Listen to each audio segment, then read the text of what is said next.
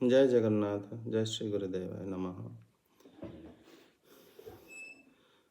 बसति दशना शिखरे धरणी तव लग्ना शशिनि कलंक कलेव निमग्ना केशवधृत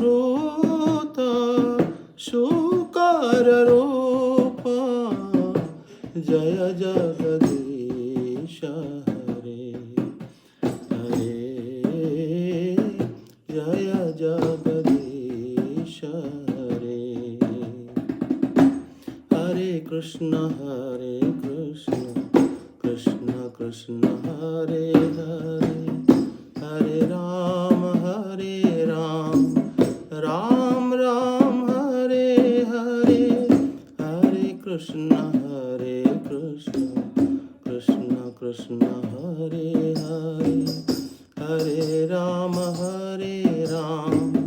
राम राम हरे हरे हरे कृष्ण कृष्ण कृष्ण हरे हरे हरे राम राम राम हरे हरे हरे कृष्ण कृष्ण कृष्ण हरे हरे हरे राम राम राम हरे हरे। जय श्री हरिनाम संकीर्तन की जय हो। जय श्री कृष्ण चैतन्य प्रभु नित्यानंद श्री अद्वैत गदाधर शिवासादि गौर भक्त वृंद की जय। जय श्री बलदेव, जय श्री सुभद्रा, श्री जगन्नाथ, जय श्री सुदर्शन देव की जय। जगन्नाथपुरी धाम की जय, श्री वृंदावन धाम की जय। जय जय श्री राधे श्याम। श्रीमद् भागवतम सप्तम स्कंद तृतीय अध्याय श्लोक संख्या 1 ରୁ 5 रमा साहू माताजी तर अनुवाद देखंतु।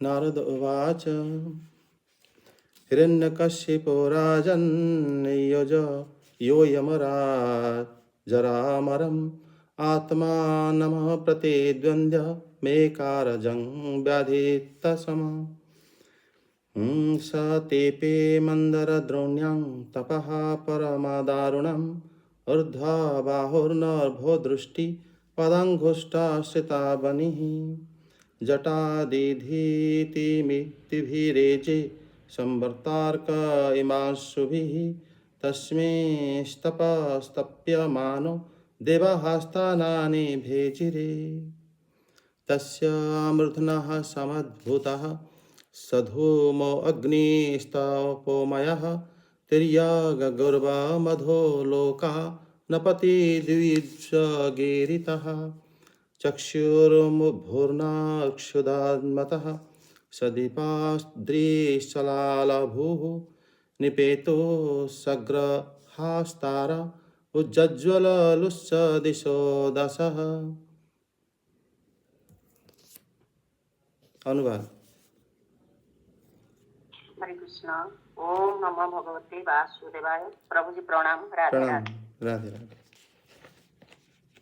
ओम श्री नारद कहे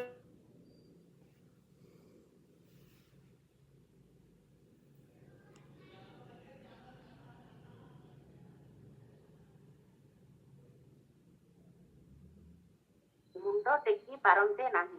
ଏହି ଅଭିଳାଷ ରଖି ସେ ଯାଇ ମନ୍ଦାରାଚଳର ଗୋଟିଏ ଉପତ୍ୟକାରେ ଘୋର ତପସ୍ୟା ଆରମ୍ଭ କରିଦେଲା। ସେଠାରେ ସେ ଉପରକୁ ହାତ ଟେକି ଆକାଶକୁ ଚାହିଁ ପାଦର ଆଙ୍ଗୁଠି ଟିପରେ ଠିଆ ହୋଇଗଲା। ତାର ମଥାର କେଶ ପ୍ରଳୟକାଳୀନ ସୂର୍ଯ୍ୟ କିରଣ ପରି ଜକଜକ କରୁଥାଏ। ସେ ତପସ୍ୟାରେ ମନ ନିବେଶ କରିବାରୁ ଏ ପର୍ଯ୍ୟନ୍ତ ଭୀତିତ୍ରସ୍ତ ହୋଇ ରହିଥିବା ଦେବତାମାନେ ନିଜ ନିଜ ପଦରେ ପୁନର୍ବାର ପ୍ରତିଷ୍ଠିତ ହୋଇଗଲେ। ବହୁଦିନ ଧରି ତପସ୍ୟା କରିବାରୁ ଅସୁରର ମସ୍ତକରୁ ତାର ତପସ୍ୟାର ଅଗ୍ନି ଧୂଆଁ ସହିତ ନିର୍ଗତ ହେଲା। ସେହି ଅଗ୍ନି ଚତୁର୍ଦିଗରେ ବ୍ୟାପିଗଲା ଓ ତାହା ଉପର ତଳ ଓ ଆଖ ପାଖରେ ସମସ୍ତ ଭୁବନଙ୍କୁ ଜାଳିବାକୁ ଲାଗିଲା। ତାର ପ୍ରକୋପରେ ନଦୀ ଓ ସମୁଦ୍ର ଉଛୁଳି ଉଠିଲା। ଦ୍ୱୀପ ଓ ପର୍ବତମାନେ ସହିତ ପୃଥିବୀ ଥରହର ହେଲା। ଗ୍ରହ ଓ ନକ୍ଷତ୍ରମାନେ ନିଜ ନିଜ ସ୍ଥାନରୁ ଖସି ପଡ଼ିଲେ ଏବଂ 10 ଦିଗରେ ସତେ ଯେପରି ନିଆଁ ଲାଗିଗଲା। हरि ओम ओम नमः भगवते वासुदेवाय। प्रभु जी प्रणाम मोर एतिକି ଥିଲା। हरे राधे कृष्ण, कृष्ण। धन्यवाद माताजी, जय जगन्नाथ। श्री नारद कहते कि राजन हिरण्यकश्यप ही आत्मनम अजयम अजरामम अप्रतिद्वंदम एक राजं व्यधिष्ठतः।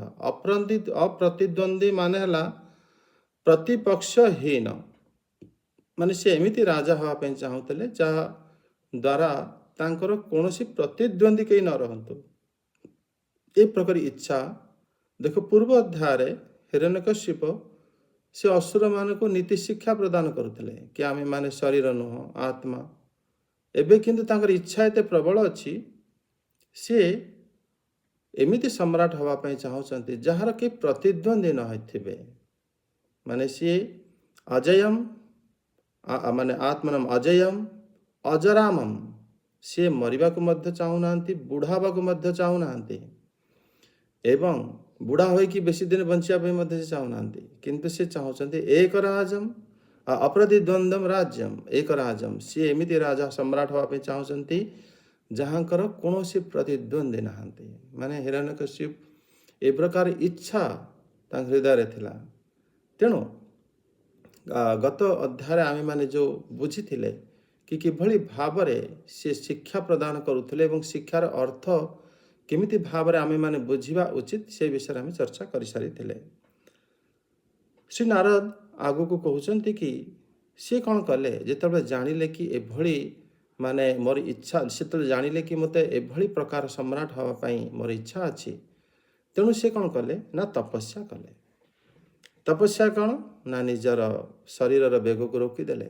ସବୁ ଜିନିଷ ପୁରା ଜିଦ୍, ମାନେ ତାଙ୍କର ଶରୀରର ଯେଉଁ ମିଳିଛି ସେ ଶରୀର ଦ୍ୱାରା ଏଭଳି ତପସ୍ୟା କଲେ। ସେ ହାତ ଉଠାଇକି ଉପରକୁ ଆକାଶ ଆଡ଼କୁ ଏବଂ ତାର ବୁଢ଼ା ଆଙ୍ଗୁଳିରେ ଗୋଡ଼ର ସେ ଆଙ୍ଗୁଳିରେ ଠିଆ ହେଇ ପଡ଼ିଲେ ସିଧା। ମାନେ ଅସୁରମାନଙ୍କ ଭଳି ତପସ୍ୟା କେହି କରିପାରିବେ ନାହିଁ। ମାନେ ତପସ୍ୟା ବହୁତ ଜିଦ୍ ଏବଂ ଏଭଳି ଭାବରେ ତାଙ୍କର ଇଚ୍ଛା ଯେତେ ପ୍ରବଳ ଜିଦ୍ ମଧ୍ୟ ସେତେ ପ୍ରବଳ ଆସିଥାଏ। ଯେତେ ପ୍ରକାର କିନ୍ତୁ ଭକ୍ତମାନେ ଇଚ୍ଛାକୁ ମାନେ ରଖନ୍ତି ନାହିଁ, ତେଣୁ ସେମାନେ ବଡ଼ ପ୍ରେମ ସହିତ ଭଗବାନଙ୍କ ସହିତ ଯୋଡ଼ି ଯାଆନ୍ତି। କିନ୍ତୁ ଯେତେବେଳେ ଅସୁରମାନଙ୍କର ଦେଖାଯାଏ ସେମାନେ କ'ଣ କରନ୍ତି ନା ଅତ୍ୟଧିକ ସେମାନେ ମଧ୍ୟ ମନକୁ ନିଗ୍ରହ କରନ୍ତି। ମନକୁ ଏତେ ନିଗ୍ରହ କରିକି ରଖିଥାନ୍ତି ତାଙ୍କ ଶରୀର ନଷ୍ଟ ହେଲେ ମଧ୍ୟ ସେ ତାଙ୍କର ମାନେ ଅବସ୍ଥାରୁ ସେ କେବେ ହେଲେ ତଳକୁ ଆସନ୍ତି ନାହିଁ। ମାନେ ଏତେ ମାନେ କଷ୍ଟ ଦ୍ୱାରା ମଧ୍ୟ ସେ ସହିଯାଆନ୍ତି କଷ୍ଟ, କାରଣ ତାଙ୍କର ଇଚ୍ଛା ସେତେ ପ୍ରବଳ। ଆଉ ଯେତେବେଳେ ସେ କହିଲେ ଏଇଟା ଯଦି ନ ସହିବି ତାହେଲେ ମୋତେ ଏ ପ୍ରକାରର ପୁଣି ବରଦାନ ମିଳିବ ନାହିଁ। ସେତେବେଳେ ମାନେ ଏଠି ଜଟାଦିଧିତିଭିଃ ତୃତୀୟ ଶ୍ଲୋକରେ କୁହାଯାଇଛି ଅଂଶୁଭିଃ ସମ୍ବର୍ତ୍ତାଦ ଇବରେଜ୍, ମାନେ ଯେମିତି ଜଣାପଡ଼ୁଥିଲା ପ୍ରଳୟ କାଳୀନ ସୂର୍ଯ୍ୟଙ୍କ ଭଳି ତାଙ୍କର ଜଟା ମାନେ ବହୁତ ଇଏ ହେଇଯାଇଥିଲା। ମାନେ ପ୍ରଳୟ କାଳୀନ ସୂର୍ଯ୍ୟ ବହୁତ ମାନେ ବହୁତ ଜୋରରେ ଆଲୋକ ପ୍ରଦାନ କରନ୍ତି, ସେତେବେଳେ ମଧ୍ୟ ତାଙ୍କର ଜଟା ସେଇଭଳି ମାନେ ଚମକ ହେଉଥିଲା। ଏବଂ ହିରଣ୍ୟକଶ୍ୟପଙ୍କ ତପସ୍ୟା ସେ ଲୀନ ହେଇଯିବାରୁ ଯେତେବେଳେ ଦେଖିଲେ କି ଏମିତି ଲୀନ ହୋଇଗଲାଣି ସେ ଆଉ ତପସ୍ୟା ଭଙ୍ଗ କରିବେ ନାହିଁ, ତ ଦେବତାମାନେ ଯେଉଁମାନେ ଭାବିଲେ କି ଏତେ ଦିନେ ଛଦ୍ମବେଶରେ ପୃଥିବୀରେ ବୁଲିବା ଅପେକ୍ଷା ନିଜ ଲୋକକୁ ପଳେଇ ଯିବା ଭଲ, ଆରାମ ରହିବା, ସେମାନେ ସବୁ ନିଜ ଲୋକକୁ ପଳେଇ ଆସିଲେ। ଏଭଳି କଥା ଶ୍ରୀ ନାରଦ କହୁଛନ୍ତି ତୃତୀୟ ଶ୍ଲୋକରେ। ମାନେ ଯେତେବେଳେ ଦେବତାମାନେ ଆସିକି ଏ ଜଗତରେ ଛଦ୍ମବେଶରେ ରହୁଥିଲେ ତାଙ୍କର, କାରଣ ସେମାନଙ୍କର ଜୀବିକା ମଧ୍ୟ ଅସୁବିଧା ହେଇଯାଇଥିଲା, ରହିବା ଖାଇବା ପିଇବା। ଆଉ ସେତେବେଳେ କାରଣ ହିରଣ୍ୟକଶ୍ୟପ ସବୁ ଜାଗାରେ ପ୍ରତିରୋଧକ ମାନେ ହେଇଯାଇଥିଲା, ତେଣୁ ସେମାନେ ସବୁ ପୃଥିବୀ ପୃଷ୍ଠକୁ ଆସିଯାଇଥିଲେ। ଏବଂ ତାପରେ ସେ ଯେତେବେଳେ ଦେଖିଲେ କି ହିରଣ୍ୟକଶ୍ୟପ ସେମାନେ ମନ୍ଦରାଚଳ ଘାଟିରେ ସେ ଏଭଳି ତପସ୍ୟାରେ ମଗ୍ନ ଅଛନ୍ତି କି ସେ ଏବେ ତାଙ୍କୁ ବଡ଼ ସହଜରେ ତାଙ୍କୁ ବରଦାନ ମିଳିବ ନାହିଁ। ଏତେ ଲମ୍ବା ସମୟ 100 ବର୍ଷ ପର୍ଯ୍ୟନ୍ତ, ଦେବତାମାନଙ୍କ ଗଣନାରେ 100 ବର୍ଷ, ମାନେ ଆମର ଇଏ ଆମର ପୃଥିବୀର ଗଣନାରେ ବହୁତ ବଡ଼ ସମୟ ସିଏ। ପାଖାପାଖି 4 ଲକ୍ଷ କେତେ ହଜାର ବର୍ଷ ହେବ। ସେ ପର୍ଯ୍ୟନ୍ତ ସେ ଭାବିଲେ ଆମେ ଏଠି କାହିଁ ରହିବା, ଆମେ ଆପଣ ନିଜ ଲୋକକୁ ଚାଲିଯିବା। ସେମାନେ ସବୁ ନିଜ ଲୋକକୁ ଚାଲିଗଲେ। ତାଙ୍କର ମନରେ କିନ୍ତୁ ଏ ଭୟ ନିଶ୍ଚିତ ଥିଲା କି ଯେତେବେଳେ ସେ ତପସ୍ୟା ସରିବ ନିଶ୍ଚିତ ରୂପେ କୌଣସି ନା କୌଣସି ଅଘଟଣ ହେବ, ଆମେମାନେ ସେଥିପ୍ରତି ସଜାଗ ରହିବା ଉଚିତ। ଏବଂ ସେମାନେ ମଧ୍ୟ ସଜାଗ ରହିଥିଲେ। ଏଠି ବହୁତ ଦିନ ତପସ୍ୟା କରିବା ତସ୍ୟ ମୂର୍ଧ୍ନା ସମୁଦ୍ଭବ ତପମୟ ସଧୂମ ଅଗ୍ନି ତୀର୍ଯ୍ୟକ୍ ଊର୍ଧ୍ୱମ୍ ଅଧଲୋକମ୍ ବିଶ୍ୱଗିରିତେ ତପେ। ମାନେ ଯେତେବେଳେ ଅତ୍ୟଧିକ ଦିନ ସେ ତପସ୍ୟା କରିଚାଲିଲେ, ତାଙ୍କର ମସ୍ତକରୁ ପ୍ରଥମେ ବାହାରିଲା ଧୂଆଁ। ଏବଂ ସେ ଧୂଆଁ ଯେଉଁ ବାହାରିଲା ସେତେବେଳେ ଚାରିଆଡ଼ୁ ସେ ଧୂଆଁ ମାନେ ଅଗ୍ନି ଭଳି ଚାରିଆଡ଼େ ସେ ବିସ୍ତାରିତ ହେଲା। ଏବଂ ସେ ଅଗ୍ନି ମାନେ ଶ୍ଲୋକ 5ରେ କୁହାଏ ସେ ଅଗ୍ନିର ଲପଟରେ ଅଗ୍ନି ମାନେ ସବୁଆଡ଼କୁ ଚାଲିଯିବାରୁ ଦ୍ୱୀପ ସମୁଦ୍ର ପୃଥିବୀ ପ୍ରତ୍ୟେକ ଜାଗାରେ ତାର ମାନେ ତପସ୍ ଅନୁଭବ କରିବାକୁ ସମସ୍ତେ ଲାଗିଲେ। ମାନେ ଏଠି ପ୍ରଶ୍ନ ଇଏ ଲୋକଙ୍କ ମନରେ ଆସିପାରେ କି ସିଏ ତପସ୍ୟା କଲା, ଏମାନେ କାହିଁକି ମାନେ ଗରମ ହେଇଗଲେ ବା ତାଙ୍କ ପାଖକୁ କାହିଁକି ମାନେ ଆସିଲା ତାପ ଆସିବା ପଛରେ ଇଏ କାରଣ ମାନେ ବୁଝି ନେବା ଉଚିତ। ଯେମିତି ଆମେ ମାନେ ଛୋଟିଆ ଡିଆସିଲି କାଠିରେ ମଧ୍ୟ ଆମେ ପୁରା ବଣକୁ ଜଳେଇ ପାରିବା। ଯଦି ସେ ଡିଆସିଲି କାଠିଟା ପ୍ରଥମେ ଶୁଖିଲା ପତ୍ରରେ ଲାଗିଗଲା ଏବଂ ମାନେ ନିଆଁଟା ବଢ଼ି ଚାଲିଲା ପରେ ମାନେ ସେଭଳି ଭାବରେ ପ୍ରତ୍ୟେକ ଜାଗାରେ ସେ ବ୍ୟାପିଯିବ, ପୁରା ବଣ ବି ମାନେ ନିଆଁ ଭିତରେ ଆସିପାରେ। କିନ୍ତୁ ଯେତେବେଳେ ହିରଣ୍ୟକଶ୍ୟପ ଆମ ଶରୀର ଭିତରେ ଅଗ୍ନି, ବାୟୁ, ଆକାଶ, ଜଳ ସମସ୍ତେ ରହିଥାନ୍ତି ଏବଂ ଆମେ କ'ଣ କରନ୍ତି ନା ଭୋଜନ କରିକି ପାଣି ପିଇକି ଶୋଇକି ଉଠିକି ସେଟାକୁ ସନ୍ତୁଳିତ କରିକି ରଖିଥାନ୍ତି। ଯେତେବେଳେ ଗୋଟେ ଜିନିଷ ବନ୍ଦ ହେଇଯାଏ, ଭୋଜନ ବନ୍ଦ ହେଇଗଲା ଏବଂ ପାଣି ମଧ୍ୟ ପିଇବା ବନ୍ଦ ହେଇଗଲା, ତାର ଆମର ଅଗ୍ନି ଯେଉଁ ଶରୀର ଭିତରେ ରହିଛି ସେ ଶରୀରକୁ ଜାଳିବା ପାଇଁ ଚେଷ୍ଟା କରେ ଏବଂ ତାର ପ୍ରକୋପରେ ସେ ଧୂଆଁ ବାହାରିଥାଏ ଏବଂ ସେଥିରେ ଆମର ନିଜର ଶରୀର ମଧ୍ୟ ନଷ୍ଟ ହେଇଯାଏ, ଶରୀର ରହେ ନାହିଁ। ଏବଂ ଏଭଳି ହିରଣ୍ୟକଶ୍ୟପଙ୍କର ମଧ୍ୟ ହେଇଥିଲା। ସେ ତାଙ୍କର ଶରୀର ମାନେ ନଷ୍ଟ ହେଇଯାଇଥିଲା, କେବଳ ହାଡ଼ ଗୁଡ଼ା ରହିଥିଲା।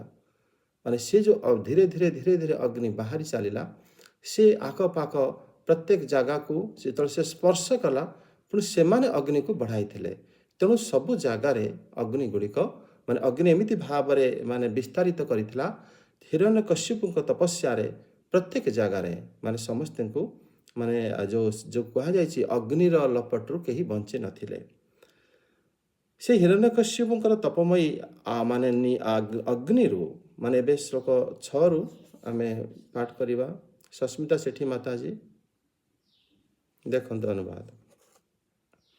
ତେନେ ତପ୍ତା ଦେବୀଂ ତ୍ୟକ୍ତ୍ୟା ବ୍ରହ୍ମଲୋକଂ ಯಯೌ ಸುರಃ ಧಾತ್ರೆ ವಿಜ್ಞಾಪಯಾಮಾಸುರ್ದೇವದೇವ ಜಗತ್ಪತೆಃ ದೈತ್ಯೇಂದ್ರ ತಪಸಾ ತಪ್ತಾ ದೇವಿ ಸ್ಥಾನಂ ಚ ಶಕ್ರೋಮಃ ತಸ್ಯ ತಪೋತ್ಸಮಹಂ ಭೂಮಾನಿ ದೇಹಿ ಯದಿ ಮನ್ಯಸೆ ಲೋಕಾನ್ ಯಾವನ್ ಮುಖ್ಯಂತಿ ಬಲಿಹಾರ ಸಪ್ತವಾ ವಿಭುಃ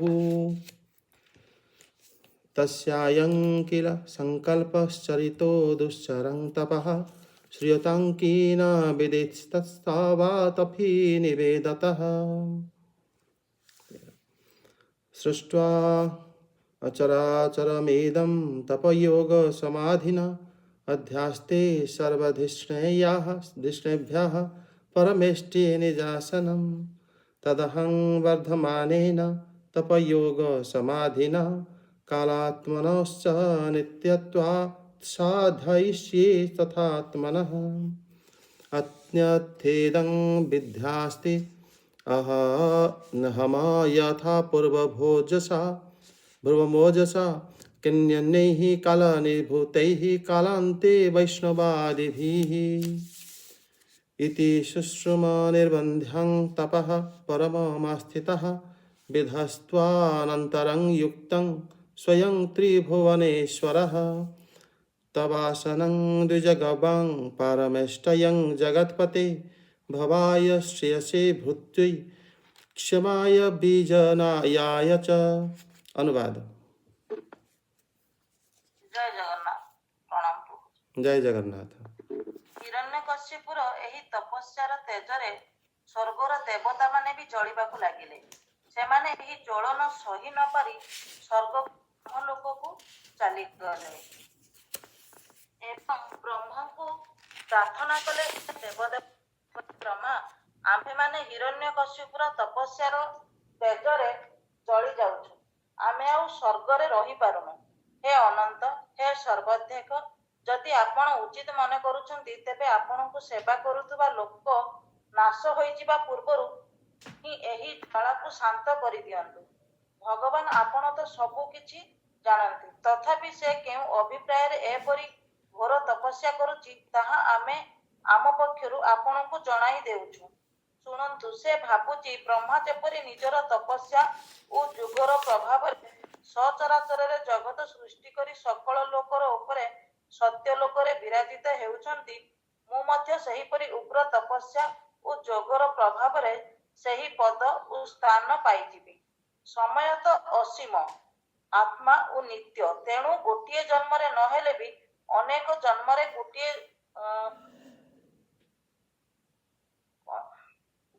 ଯୁଗରେ ନହେଲେ ବି ଅନେକ ଯୁଗରେ ନିଜ ତପସ୍ୟାର ଶକ୍ତିରେ ମୁଁ ପାପ ପୁଣ୍ୟାଦି ନିୟମକୁ ବଦଳାଇ ଦେଇ ସଂସାରର ବ୍ୟବସ୍ଥାକୁ ଏପରି ଓଲଟ ପାଲଟ କରିଦେବି, ଯାହାକି ଆଗରୁ କେବେ ବି ହୋଇନଥିଲା। ବୈଷ୍ଣବା ଦ୍ୱିପଦରେ ବୈକୁଣ୍ଠାଦି ଧାମରେ କଣ ବା ଅଛି? କଳ୍ପ ଶେଷରେ ସେହି ଧାମ ବି କାଳ କବଳରେ ପଡ଼ିଯାଏ। ଆମେ ଶୁଣୁଛୁ ଯେ ସେ ଏହିପରି ହଟ କରି ହିଁ ଘୋର ତପସ୍ୟାରେ ଲାଗିଛି। ଆପଣ ହେଉଛନ୍ତି ତ୍ରିଲୋକ୍ୟର ସ୍ୱାମୀ। ଏଥର ଆପଣ ଯାହା ଉଚିତ ମନେ କରୁଛନ୍ତି ତାହା କରନ୍ତୁ। ହେ ପୂଜ୍ୟ ପ୍ରଭୁ, ଆପଣଙ୍କର ଏହି ସର୍ବଶ୍ରେଷ୍ଠ ପରମେଷ୍ଟି ପଦ ବ୍ରାହ୍ମଣ ଓ ଗୋଜାତିର ବୃଦ୍ଧି, କଲ୍ୟାଣ, ବିଭୂତି, କୌଶଳ ଓ ବିଜୟ ନିମନ୍ତେ ଉଦ୍ଦିଷ୍ଟ। ଏହି ପଦ ଯଦି ହିରଣ୍ୟକଶ୍ୟପ ହାତକୁ ଚାଲିଯିବ ତେବେ ସ୍ୱଜନମାନଙ୍କ ଉପରେ ସଙ୍କଟର ପାହାଡ଼ ଭୁଷୁଡ଼ି ପଡ଼ିବ। ଜୟ ଜଗନ୍ନାଥ। ଜୟ ଜଗନ୍ନାଥ। ଧନ୍ୟବାଦ ମାତାଜୀ। ମାନେ ଆମେମାନେ ପୁରାଣରେ ଶୁଣନ୍ତି କି ଇନ୍ଦ୍ର ପଦ ପର୍ଯ୍ୟନ୍ତ ସମସ୍ତେ ତପସ୍ୟା କରିଥାନ୍ତି କି ଆମେ ଇନ୍ଦ୍ର ହେଇଯାଉ, କିନ୍ତୁ ହିରଣ୍ୟକଶ୍ୟପ ସେ ବ୍ରହ୍ମ ପଦ ପାଇଁ ତପସ୍ୟା କରୁଥିଲେ କି ମୁଁ ବ୍ରହ୍ମା ହେଇଯାଏ, ଜଗତର ସ୍ରଷ୍ଟା, ଜଗତର କର୍ତ୍ତା, ମୁଁ କେବେ ହେଲେ ମରିବି ନାହିଁ। ମାନେ ହିରଣ୍ୟକଶ୍ୟପ ସେ କ'ଣ ପାଇଁ ଏମିତି ଇଚ୍ଛା କରିଥିଲେ ଏ ବିଷୟରେ ଶ୍ରୀ ନାରଦ ମାନେ ଟିକେ କହିଛନ୍ତି। ପ୍ରଥମେ ତ ଯେତେବେଳେ ସିଏ ମାନେ ତାଙ୍କ ତପସ୍ୟା ଦ୍ୱାରା ସମସ୍ତେ ଜଳିବାକୁ ଲାଗିଲେ, ସେତେବେଳେ ସବୁ ଦେବତାମାନେ ଶ୍ରୀ ବ୍ରହ୍ମଦେବଙ୍କ ପାଖକୁ ଆସି ତାଙ୍କୁ ନିବେଦନ ଜଣାଇଥିଲେ।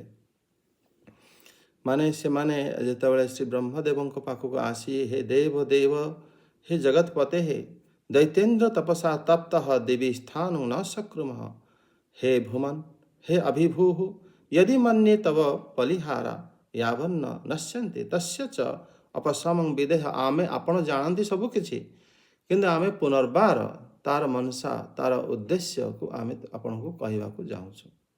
कौन पाई? जदि श्री ब्रह्माजी जानी सी हिरण्यकश्यप तपस्या कहीं करुँच, सत्य देवता माने तांको पाखरे आसिकी जो अली करुँच कि सर्वात्म आपण जदिओ माने जानती, तथापि मध्य आमे माने आपण को कहवाई चाहूँ, कारण ये जो अग्नि द्वारा आमे माने नाश हवा माने आमे मानकर ज्वाला शांत हो पारुना एवं हिरण्यकश्यपर तपस्यार माने अग्नि आमे माने जलुछु एवं स्वर्ग आमे रही पारुना। तेणु ता परश्लोकरे कहते कि हाँ आपण शुणु, माने तस्य दुश्चर तपः चरतः किल अयं संकल्प श्रूयताम। आपण को आमे कहवाई चाहतु तब किं न विदित, आपण को सब जना अच्छी तथापि निवेदित, आमे तथापि मध्य आपण को कहूँ। पूर्व श्लोक से कहले जे पर्यंत माने आमे देवता लोक जे पर्यंत नष्ट न हो जाए से भितर आपण कौन उपाय करंतु, नहले तार जलारू बा तार अग्नि आमे माने धीरे आमे नष्ट हो जीवु।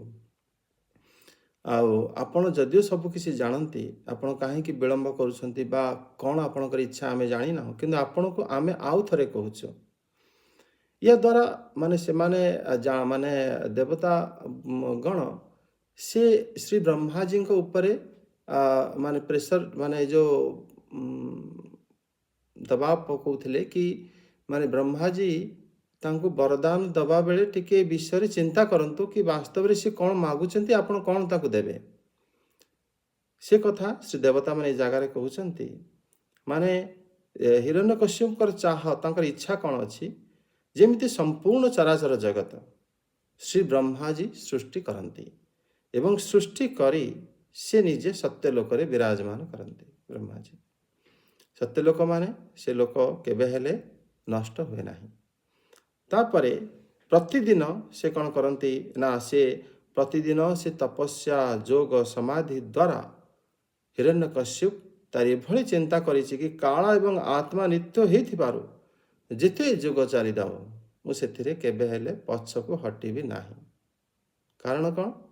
ଶ୍ରୀ ନାରଦ ଏଇ ଜାଗାରେ କହୁଛନ୍ତି କି କାଳାତ୍ମନେ ଚ ନିତ୍ୟତ୍ୱାତ୍ ଆତ୍ମନଃ ସାଧୟିଷ୍ୟେ, କି ମୁଁ ଜାଣିଛି କାଳ କେବେ ହେଲେ ନଷ୍ଟ ହୁଏ ନାହିଁ ଭୌତିକ ଜଗତରେ, ଏବଂ ଆତ୍ମା କେବେ ହେଲେ ନଷ୍ଟ ହୁଏ ନାହିଁ। ଆତ୍ମା ମାନେ ମୁଁ ନିଜେ। ତେଣୁ ଯେ ପର୍ଯ୍ୟନ୍ତ ମୁଁ ବ୍ରହ୍ମପଦ ପାଇନାହିଁ ସେ ପର୍ଯ୍ୟନ୍ତ ମୁଁ ତପସ୍ୟା କରି ଚାଲିବି। ଯୁଗ ପରେ ଯୁଗ ଆସିଯାଉ, ମୋର ଶରୀର ନଷ୍ଟ ହେଇଯାଉ, କିନ୍ତୁ ମୁଁ ତ ନଷ୍ଟ ହେବି ନାହିଁ। ଏ ପ୍ରକାରର ତାର ବୁଦ୍ଧି କାମ କରୁଥିଲା ହିରଣ୍ୟକଶ୍ୟପଙ୍କର।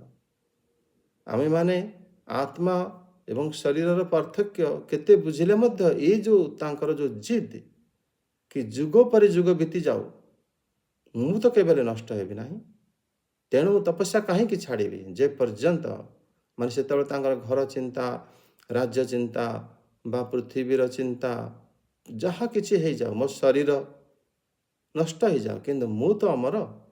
କାରଣ ଏ କଥା ସିଏ ନିଜ ବାପାଙ୍କଠୁ ଜାଣିଛନ୍ତି ଏବଂ ସେ ନିଜ ବାପା ଶ୍ରୀ କଶ୍ୟପଙ୍କ ଠାରୁ ମଧ୍ୟ ଶୁଣିଛନ୍ତି କି ଶ୍ରୀ ବ୍ରହ୍ମାଜୀ ତପସ୍ୟା ଦ୍ୱାରା ହିଁ ଏ ଜଗତର ମାଲିକ ହେଇଥିଲେ ଏବଂ ସେ ତପସ୍ୟାକୁ ହିଁ ନିଜର ବଳ ରୂପରେ ହିରଣ୍ୟକଶ୍ୟପ ଗ୍ରହଣ କରିକି କି ଆତ୍ମା ନିତ୍ୟ, ଅର୍ଥାତ୍ ମୁଁ କେବେ ହେଲେ ବିନାଶ ହେବି ନାହିଁ। ତେଣୁ ମୁଁ କାହିଁକି ନା ତପସ୍ୟା କରି ଏଭଳି ପଦ ହାସଲ କରିବି ଯେଉଁ ପଦ ପହଞ୍ଚିଲା ପରେ ଆଉ କେବେ ହେଲେ ମରିବାକୁ ପଡ଼େ ନାହିଁ। ମାନେ ସିଏ ଭୁଲିଗଲେ କି ବାସ୍ତବରେ ଶ୍ରୀ ବ୍ରହ୍ମାଜୀଙ୍କର ଯେଉଁ ତପସ୍ୟା, ଶ୍ରୀ ଭଗବାନ ହିଁ ଯେତେବେଳେ ନାଭି କମଳରୁ ସୃଷ୍ଟି କରନ୍ତି, ସେ ଯାହାକୁ ଯୋଗ୍ୟ ଜାଣନ୍ତି ତାଙ୍କୁ ହିଁ ବ୍ରହ୍ମା ରୂପରେ ସୃଷ୍ଟି କରାଇ ପୁଣି ତାଙ୍କ ଦ୍ୱାରା ତପସ୍ୟା କରାନ୍ତି। କିନ୍ତୁ ହିରଣ୍ୟକଶ୍ୟପଙ୍କର ଚିନ୍ତା କି ମୁଁ ନିଜେ ହିଁ ମାନେ ଜଗତର ସ୍ରଷ୍ଟା ହେବି, କାରଣ ତପସ୍ୟା ବଳରେ ସବୁ ସମ୍ଭବ। ତେଣୁ ସିଏ କାଳ ଏବଂ ଆତ୍ମାକୁ ନିତ୍ୟ ବୋଲି ଭାବି ଏକଥା ଦେବତାମାନେ କହୁଛନ୍ତି କି ସିଏ ମାନେ ତଦାହଂ ବର୍ଦ୍ଧମାନେନ ତପ ଯୋଗ ସମାଧିନା କାଳାତ୍ମନୋ ଚ ନିତ୍ୟତ୍ୱାତ୍। ସେ ଜାଣିଛନ୍ତି କି କାଳ ଏବଂ ଆତ୍ମା ଏ ନିତ୍ୟ ଅଟନ୍ତି, କେବେ ହେଲେ ନଷ୍ଟ ହେବେ ନାହିଁ। ତେଣୁ କାହିଁକି ମୁଁ ମାନେ ଯଦି ମୋ ଦ୍ୱାରା ସେ ପ୍ରାପ୍ତ, ମୁଁ କାହିଁକି ତାଙ୍କୁ ଛାଡ଼ିବି, ମୁଁ କାହିଁକି ସେ ପଦକୁ ନ ପାଇବି। ଏ ପ୍ରକାରର ଚିନ୍ତାଧାରା ସେ ମୋତେ ଏମିତି ମାନେ ଜିଦ୍ରେ ଅକଡ଼ ଗଲେ, ତାଙ୍କ ଶରୀରରୁ ଅଗ୍ନି ବାହାରିଲେ ମଧ୍ୟ ସେ ତାଙ୍କର ଚିନ୍ତାଧାରା ବଦଳାଇଲେ ନାହିଁ। ବିଲକୁଲ ବଡ଼ ଜିଦ୍ରେ ତପସ୍ୟା ହଠ ଯୋଗ ମାଧ୍ୟମରେ ସେ ରହିଗଲେ। ତାପରେ ସେ ମାନେ ଇଏ ବି କହୁଛନ୍ତି ଅହମ୍ ଇଦମ୍ ଓଜସା, କି ମୁଁ ନିଜେ ତପସ୍ୟା ପ୍ରଭାବରେ ଜଗତର ପାପ ପୁଣ୍ୟର ନିୟମକୁ ମଧ୍ୟ ମୁଁ ଓଲଟପାଲଟ କରିବି। ମାନେ ଏଭଳି ତାଙ୍କର ଚିନ୍ତାଧାରା ଥିଲା।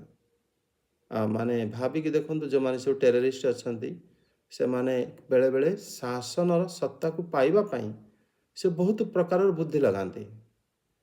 ସେ ଲୋକଙ୍କୁ ତ ବେଳେବେଳେ ମାନେ ମାରନ୍ତି ଡରାଇବା ପାଇଁ ସରକାରକୁ। ସେ ଭାବନ୍ତି ଆମେ ଯଦି ସରକାରରେ ହେବୁ ଏବଂ ଆମର ଅଧୀନରେ ଯେତେବେଳେ ଶାସନ ଚାଲିବ, ଆମେ ଯେଉଁ ନିୟମ ଅଛି ଏଟା କଲେ ଏମିତି ହେବ, ଏଟା କଲେ ଏମିତି ହେବ, ସେ ନିୟମଟା ଆମେ ବଦଳେଇ ଦେବା। ଏ ପ୍ରକାର ଚିନ୍ତା ତାଙ୍କର ରହିଥାଏ। ଆଉ ହିରଣ୍ୟକଶ୍ୟପ ମଧ୍ୟ ଅହମ୍ ଇଦମ୍ ଓଜସ ଅନ୍ୟଥା ଯଥା ପୂର୍ବମ୍ ବିଧାସ୍ୟେ କଳ୍ପାନ୍ତେ, ମାନେ ସେ ଯେଉଁ ପୂର୍ବରେ ଯେଉଁ ନିୟମ ସବୁ ଅଛି ସେଗୁଡ଼ିକ ସବୁ ମୁଁ ବଦଳେଇବି। ଏବଂ ସେ ମଧ୍ୟ କହୁଛନ୍ତି ଯେ ବୈଷ୍ଣବାଦୀ ହିଁ କାଳ ନିବୃଦ୍ଧୈ ଅନ୍ୟାୟ କିମ୍, ଏ ବୈଷ୍ଣବ ଲୋକ ବା ବୈକୁଣ୍ଠ ଲୋକରେ କ'ଣ ରହିଛି, ବୈକୁଣ୍ଠ ଲୋକ ମୋତେ ପ୍ରାପ୍ତ ହେବେ ମୁଁ ଚାହୁଁନାହିଁ। ମୁଁ ତ ନିଜେ ବ୍ରହ୍ମା ହେବି ଏବଂ ସବୁବେଳେ ଭୌତିକ ଜଗତର ମାଲିକ ହୋଇକି ରହିବି। ଏ ପ୍ରକାରର ଚିନ୍ତା ତାଙ୍କର ଥିଲା। ଦେଖ, ସିଏ ବୈକୁଣ୍ଠରୁ ଯେବେ ମାନେ ଆସିଥିଲେ, ସେ ଇଏ ସ୍ୱୀକାର କରିକି ଆସିଥିଲେ कि आमे भगवान का सहित शत्रुता भाव नहीं कि आम वैकुंठ धाम शीघ्र आसीजु तेणु से सबु स्मृति एवं सबु किसी चली जाइथिला चली जाई ए भाव आसी जाइथिला शत्रु भाव से बुझी माने आउ से पूर्वर भगवान के भक्त थिले कथा मध्य से संपूर्ण भूली जाइथिले एवं एभली भाव तांकर चिंताधारा रे से ब्रह्मांडर मालिक हवा पाई चाहते ये मध्य ये जो चिंताधारा मध्य श्री भगवान को सहित शत्रुता सहित समान एवं एठी जेभली माने से श्रीधर स्वामीपाद कहते कि वैकुंठ लोक नित्य किंतु हिरण्यकश्यप निजर आश्चर्य बुद्धि कारण से भावुले वैकुंठ कौन से तो अनित्य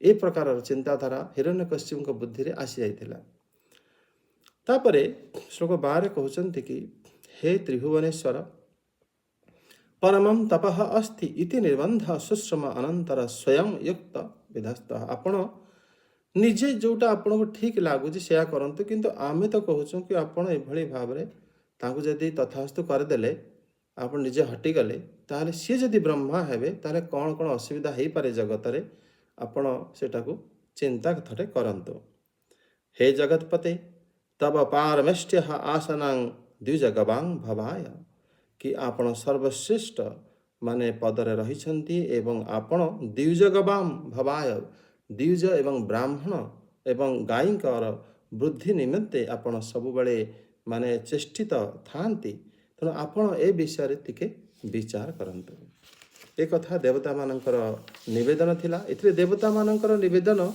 निश्चित रूपे जगत कल्याण पाई अछि तांका निजर असुविधा जेते नाही कारण से माने लास्ट श्लोक 13 श्लोक कहते कि ब्राह्मण एवं गाई को आपण रक्षा करती कारण ता द्वारा यज्ञ रक्षा होता है जदि यज्ञ रक्षा हम ताहले समस्तंकर पारमार्थिक रक्षा हम एवं समस्ते माने मुख्य साधन केवल निवृत्त हेब नहीं मनुष्य जमिति जन्म हेले मध्य तार उद्धार पाई कौनसी ना कौनसी रास्ता मिल जाव आ जदि माने श्री ब्रह्मा जी तार बर ताकू संतुष्ट हो ब्रह्मा करदेवे ताहले कौन हम ना जगत रे बड़ असुविधा हो पारे एक कथा माने देवता माने श्री ब्रह्मा को कहते एटी श्री ब्रह्मदेव आगु को कौन कहे श्लोक 14 रु 21 राजेश्वरी माताजी देखंतु इति विज्ञापितो देवैर्भगवानात्मार्भूनृपः परितो भृगुदक्ष्याद्वैर्ययो दैत्येश्वराश्रमं न ददर्श प्रतिच्छन्न वाल्मीका तृणकीचकैः पिपीलकाभिराचरिणं मेदत संभांस शोणितम् तपन्त्य तपसा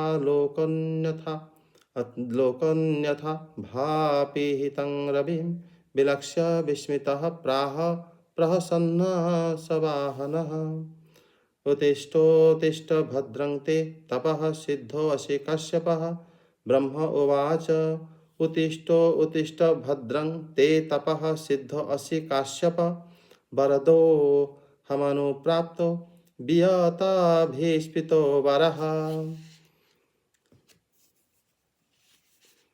अद्राक्षमहमेतते यत्सारं महदद्भुतं दंश भक्षी तदेहस्य प्राणाह्यस्तिषु सोरते नैत्यात् पूर्वर्विषयश्चक्रुणः करिष्यन्ति चापरे निरम्बुर्धारयेत् प्राणान् को वै दिव्यसमासतम् व्यवसायेन ते अनेन दुष्करेण मनस्विनां तपोनिष्ठेन भवता जीतो अहं दिते नन्दन ततस्त आशिषः सर्वा ददाम्यसुरपुङ्गव मर्तस्य ते अमर्त्यस्य दर्शनं न फलं मम अनुवाद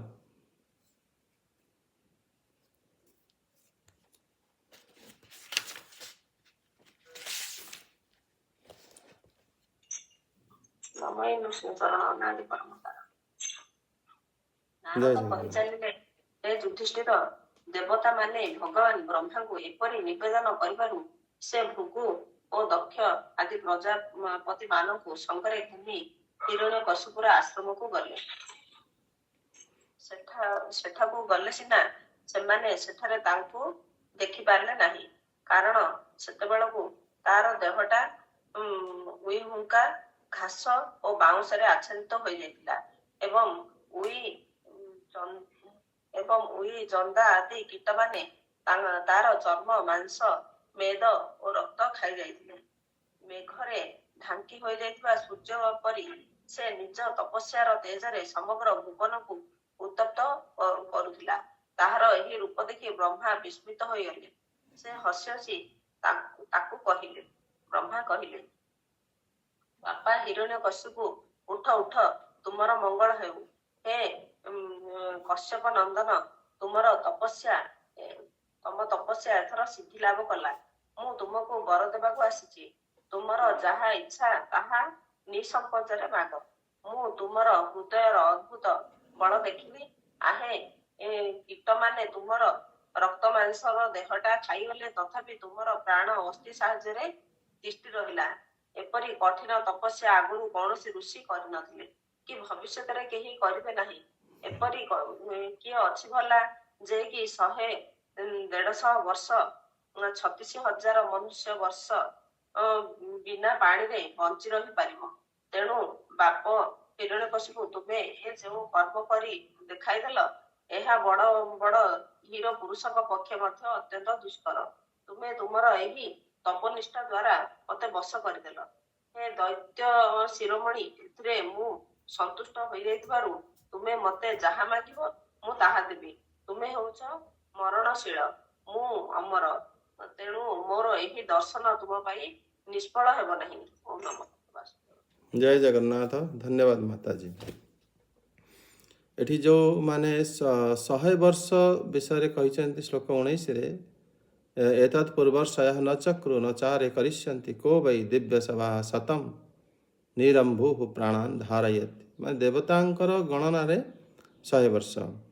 ମାନେ ଦେବତା ଆମର ଉପରେ ଯେଉଁମାନେ ଅନ୍ତରିକ୍ଷ ଉପରେ ଆମର ସ୍ୱର୍ଗଲୋକ ରହିଥାଏ, କିନ୍ତୁ ଯଦି ସିଏ ମାନେ ସ୍ୱର୍ଗ, ତାପରେ ଜନ, ମହ, ତପ ଏଭଳି 7 ଲୋକ ଥାନ୍ତି, କିନ୍ତୁ ତାଙ୍କର ଗଣନା ଆମର ଉପରେ ଯେଉଁ ଲୋକ ଥାଏ, ସେମାନେ ଆମର ବର୍ଷରେ ତାଙ୍କର ଗୋଟେ ଦିନ, ଆମର ଗୋଟେ ବର୍ଷ ତାଙ୍କର ଗୋଟିଏ ଦିନ ହୋଇଥାଏ। ସେ ଅନୁସାରେ ହିସାବ କଲେ 100 ବର୍ଷରେ ଆମର ମାନେ 36,000 ହେଇଯିବ।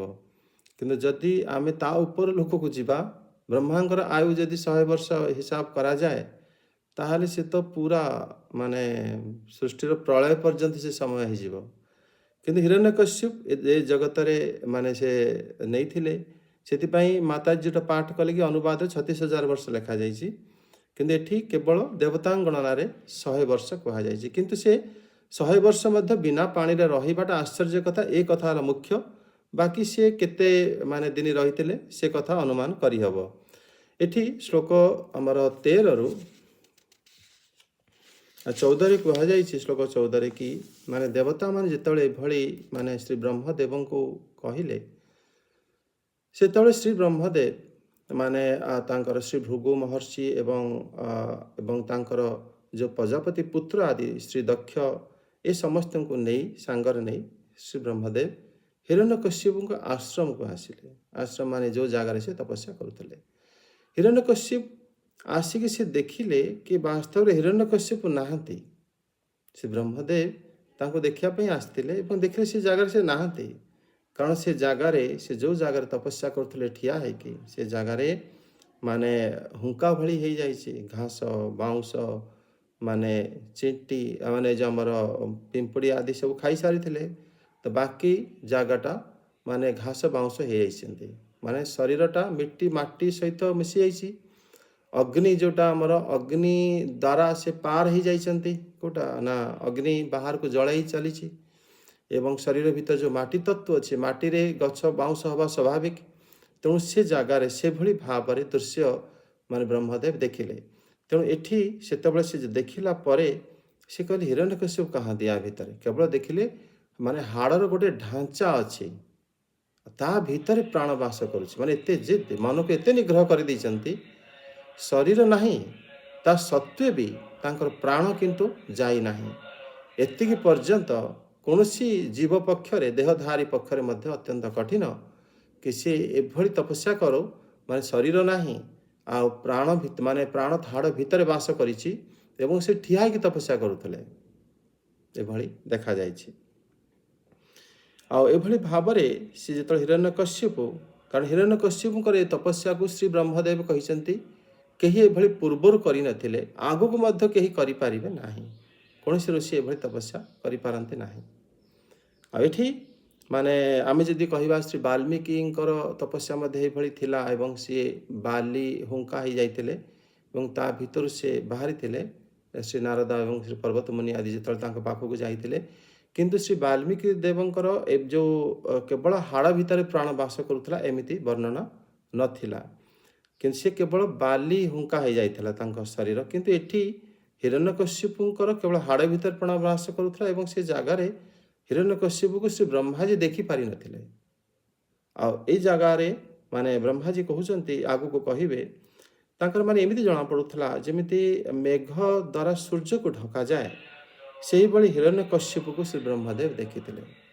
ମାନେ ଗୋଟେ ଢାଞ୍ଚା ହେଇଛି, ମାନେ ବଡ଼ ବୁଦା ଭଳିଆ ଲମ୍ବା ମାନେ ବଡ଼ ବୁଦା ଦେଖିଲେ, ତା ଭିତରେ ହିରଣ୍ୟକଶ୍ୟପ ଠିଆ ହେଇଥିଲା ନା, ଠିଆ ହେଇକି ସେ ତପସ୍ୟା କରୁଥିଲେ, ସେଇଥିରେ ସେ ଅକଡ଼ି ଯାଇଛନ୍ତି ଏବଂ ସେଇଥିରେ ସେଇଭଳିଆ ହେଇକି ଠିଆ ହେଇଛନ୍ତି। ସେ ତାଙ୍କର କିଛି ନାହିଁ ଆଉ ବଡ଼ିରେ, ନା ତାଙ୍କ ଚୁଟି ଅଛି, ନା ତାଙ୍କର ଆଖି ଅଛି, ନା କିଛି ନାହିଁ, କେବଳ ଗୋଟେ ହାଡ଼ର ଢାଞ୍ଚା, ଚାରିପଟରେ ଗଛ ବାଉଁଶ ବୁଦା ଏଭଳି ସବୁ ହେଇ ମାନେ ଚାରିଆଡ଼ୁ ଅଗ୍ନି ତ ବାହାରି ଚାଲିଛି। ଯେମିତି ଆମେ ପୂର୍ବରୁ କହୁଥିଲେ କି ଯେମିତି ଛୋଟ ଡିଆସିଲରେ ମଧ୍ୟ ବହୁତ କିଛି ନଷ୍ଟ ହେଇଯାଏ, ସେଭଳି ହିରଣ୍ୟକଶ୍ୟପଙ୍କର ଠାରୁ ଅଗ୍ନି ନିର୍ଗତ ହୋଇ ସବୁ ଜାଗାକୁ ତପସ୍ କରି ଚାଲିଛି। ଏଠି ମାନେ ଶ୍ରୀ ବ୍ରହ୍ମଦେବ ଆସି ତାଙ୍କୁ କହିଲେ କି ଉତ୍ତିଷ୍ଠ ଉତ୍ତିଷ୍ଠ ଭଦ୍ରଂ, ଭଦ୍ରଂ ଦ୍ୱାରା ସେ ତାଙ୍କୁ ଆଶୀର୍ବାଦ ମଧ୍ୟ ଦେଲେ। ତେ ତପଃ ସିଦ୍ଧ ଅସି କାଶ୍ୟପ, ହେ କଶ୍ୟପ ନନ୍ଦନ, ତୁମର ତପସ୍ୟା ସିଦ୍ଧ ହେଇଛି, ତୁମର କଲ୍ୟାଣ ହେଉ। ଆଶୀର୍ବାଦ ମାନେ ପୂର୍ବକ ଶ୍ରୀ ବ୍ରହ୍ମାଜୀ ତାଙ୍କୁ ତାଙ୍କର କମଣ୍ଡଳରୁ ଜଳ ତାଙ୍କୁ ପକାଇଥିଲେ। ମାନେ ଯେତେବେଳେ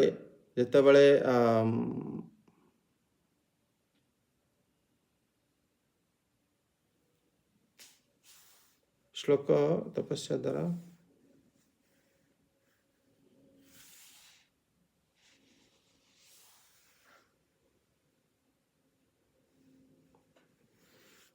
କମଣ୍ଡଳ ଜଳ ବିଷୟରେ ଏ ଶ୍ଲୋକ ଏକ ଜାଗାରେ ଥିଲା, ସେଟା ମୁଁ ଦେଖୁଛି କେଉଁ ଜାଗାରେ ଥିଲା। ଆଉ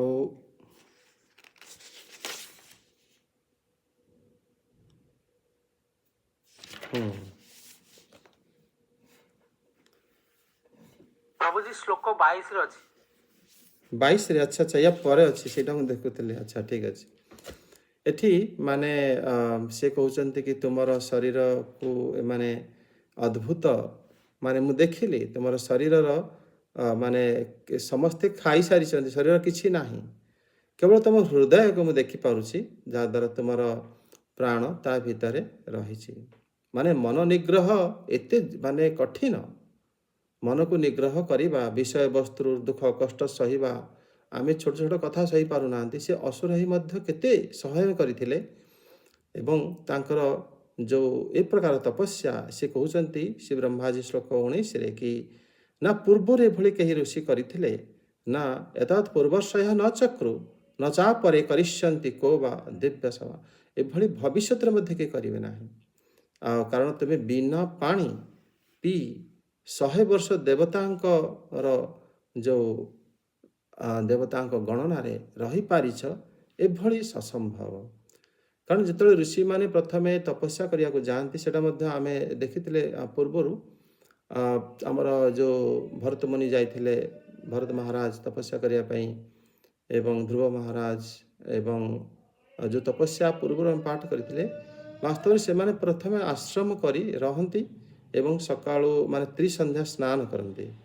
ମାନେ ପ୍ରଥମେ ସ୍ନାନ କରି ସେ ଯେଉଁ ବିଧିରେ ପ୍ରଥମେ ଭଗବାନଙ୍କୁ ପୂଜା କରିବେ ଏବଂ ଫଳ ଆହାର କରି ଜପ ଧ୍ୟାନ କରନ୍ତି, ଏଭଳି କରି କରି କରି କରି ମାନେ ଯେତେବେଳେ ଧ୍ୟାନ କରନ୍ତି, ତାପରେ ପୁଣି ନିବୃତ୍ତ ହୋଇ ପୁଣି ଧୂପରେ ସ୍ନାନ କରନ୍ତି, ସ୍ନାନ କଲା ପରେ ପୁଣି ଭଗବାନଙ୍କୁ ପୂଜା କରନ୍ତି, ପୁଣି ତାପରେ ପୂଜା କଲା ପରେ ପୁଣି ଧ୍ୟାନ କରିଥାନ୍ତି। କିନ୍ତୁ ଯେତେବେଳେ ସେ ଧ୍ୟାନର ସମୟ ବଢ଼ିଯାଏ, ତାପରେ ତାଙ୍କର ହୋସ ରହେ ନାହିଁ, ସେ ପୂଜା ଥରେ କରି ସେ ଧ୍ୟାନରେ ଏତେ ସମୟ ରହିଯାଆନ୍ତି ତାଙ୍କୁ ଜଣାପଡ଼େ ନାହିଁ। ସେଇଭଳି ଭାବରେ ହିରଣ୍ୟକଶ୍ୟପ ପ୍ରଥମେ त्रिसंध्या स्नान आदि करी से जगार ठिया हुए किसी समय तापर से अभ्यास कले कि तापर जिते सी तांकर समाधि लागिगला से जगार से हलिले नहीं से भली अवस्था से 100 वर्ष बिना पानी पीक रहीगले। एक कथा श्री ब्रह्मा जी 19 श्लोक कहते मनुष्यानाम दुष्करेण ते अनेन तपनिष्ठेन व्यवसायेन हे दितिनंदन अहं भवता देद।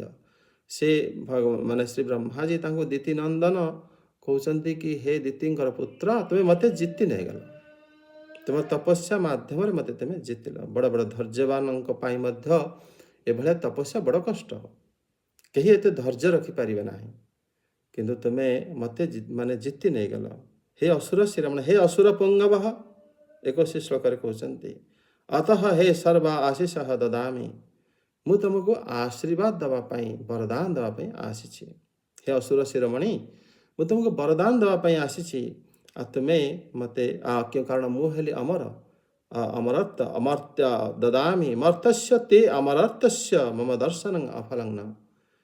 मर्त्य जो अमर्त्य को दर्शन करे से दर्शन केवल निष्फल हुए ना। तेणु तुम्हें तुम दर्शन निष्फल हम ना तुम्हें जो वरदान मते माग।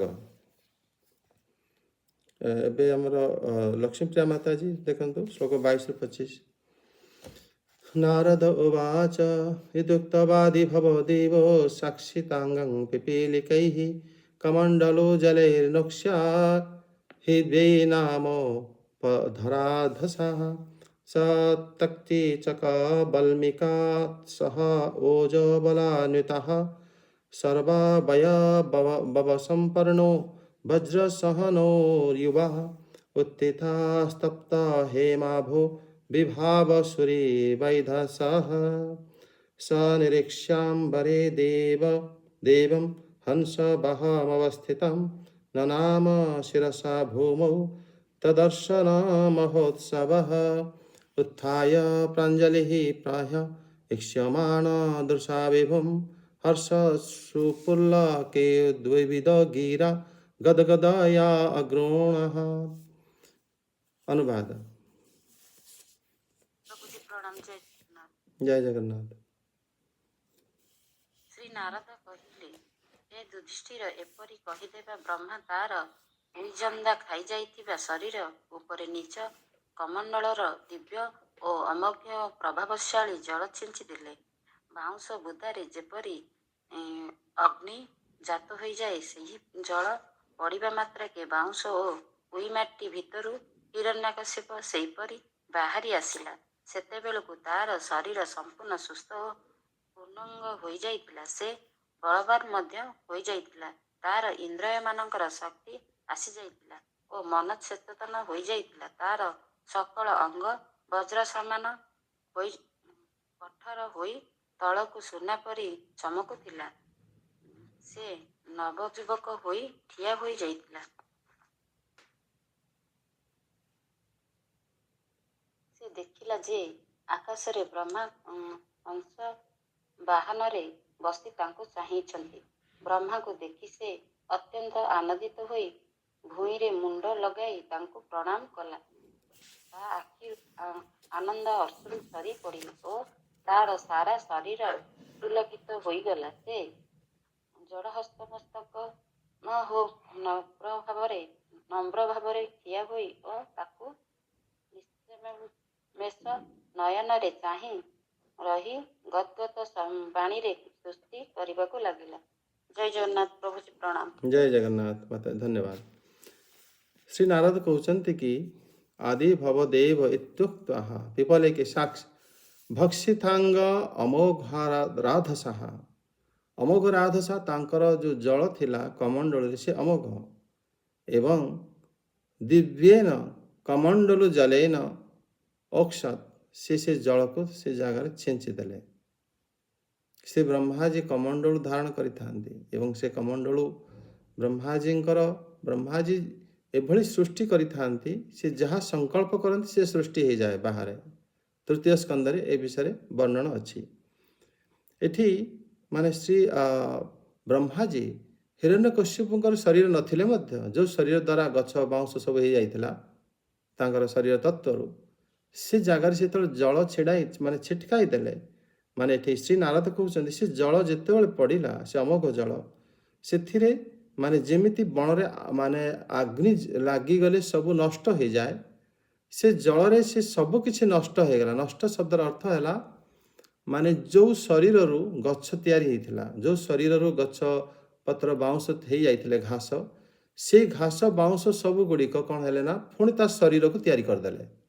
ତାର ଅର୍ଥ କାରଣ ସେହି ଜଳ ଯେତେବେଳେ ରାଧସହ ବିଭାସୁ, ଯେତେବେଳେ ସେ ଜଳକୁ କ'ଣ କଲେ ନା ସେ ତାକୁ ମାନେ ଶ୍ରୀ ବ୍ରହ୍ମଦେବ ଛିଡ଼କାଇ ଦେଲେ। ସଇବ ତତ୍ କିଚକଃ ବାଲ୍ମିକାତ୍ ସହ ଓଜ ବଲାନ୍ୱିତଃ ସର୍ବବୟ ସମ୍ପନ୍ନ ବଜ୍ର ସହ ସନଃ ୟୁବା ତପ୍ତ ହେମାଭଃ ଉତ୍ଥିତଃ। ସେ ଉଠିକି ଠିଆଇ ପଡ଼ିଲେ।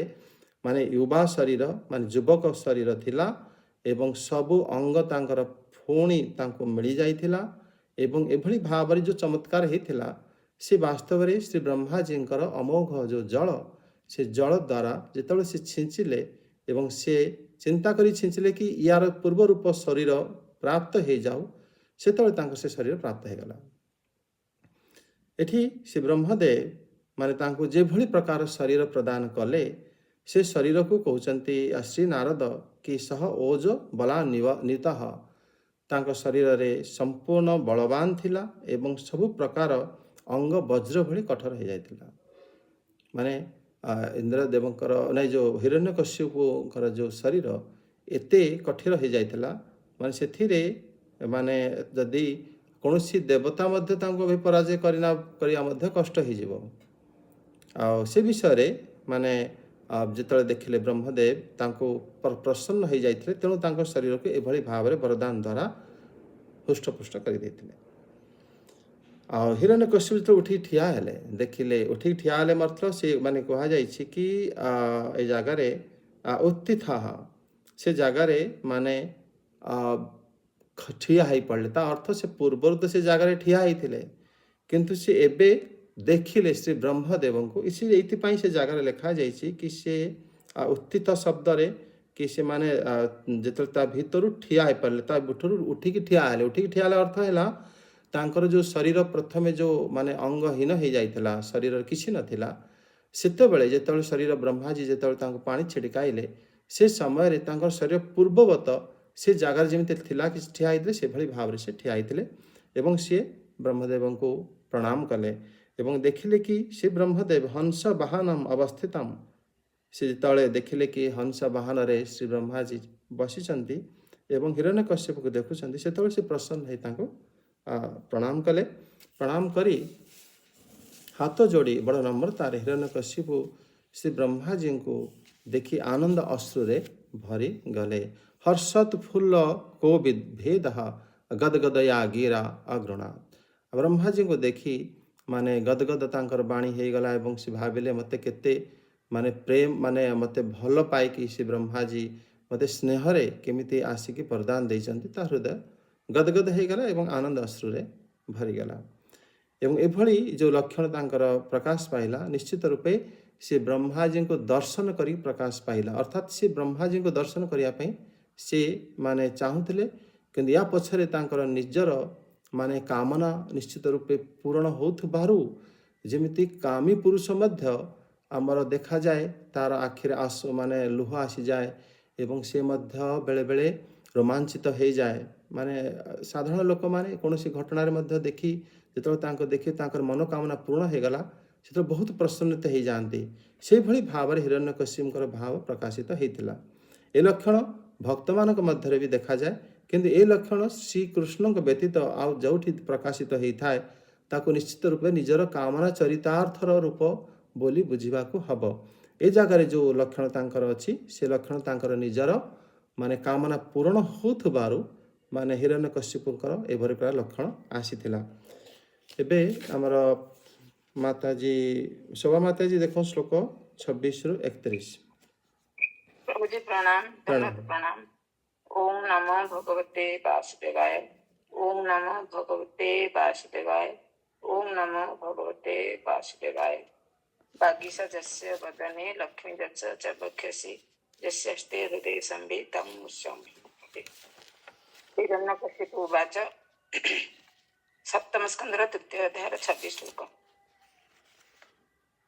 कल्पान्ते काल सृष्टेन जुन्धेन तमसा अवृतम् अभिव्यनं जगदीदं स्वयं ज्योतिषुरोचिषा आत्मना त्रिभुता चेदं सुजत्यवती लुम्पति रजसत्तमोधाम्ने पराय महते नमः। नमो अध्याय बीजाय ज्ञान विज्ञान मूर्तये प्राणेन्द्रिय मनोबुद्धि विकारै व्यक्तिं आयुषे तुमि शेषे जगस्तसु सश्च प्राणेन मुख्येन पति प्रजनं चित्तस्य चित्तिर्मन इन्द्रियाणां पति महान् भूतगुणाशयेषः त्वं सप्ततन्तुन् वितनोषि तन्वा त्रया चातुहोत्रक विद्यया च त्वमेक आत्मा आत्मा मनादि ररन्त पार कविरन्तरात्मा त्वमेव कालो अनिमेषो जनाना मायुलवाद्या वयैखिलोऽपि कुतस्तात्मा परमेष्टजो महं स्त्रीं जीवलोकस्य च जीव आत्मा। अनुवाद स्तुति कले। कल्प शेषरे एही सकल सृष्टि काल द्वारा प्रेरित तम गुणरे ओ घन अंधकार ढांकी होई पाइतिला। सेतेबेले स्वयं प्रकाश स्वरूप आपण निजर तेजरे पुनर्बार एही सृष्टि को आविष्कृत कले। आपण ही निजर त्रिगुणमय रूपरे एहाकु सृजन रक्षण और संहार करती। आपण हेउछंती रजगुण सत्वगुण और तमगुणर आश्रय। आपण समस्तंकर उद्धरे ओ महान। मु आपण को नमस्कार करुछि। आपण हेउछंती जगतर मूल कारण। आपण हेउछंती ज्ञान और विज्ञानर प्रतिमूर्ति। आपण प्राण इंद्रिय मन और बुद्धि आदि विकार द्वारा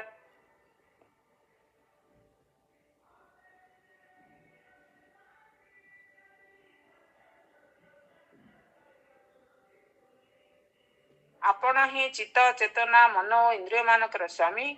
आपण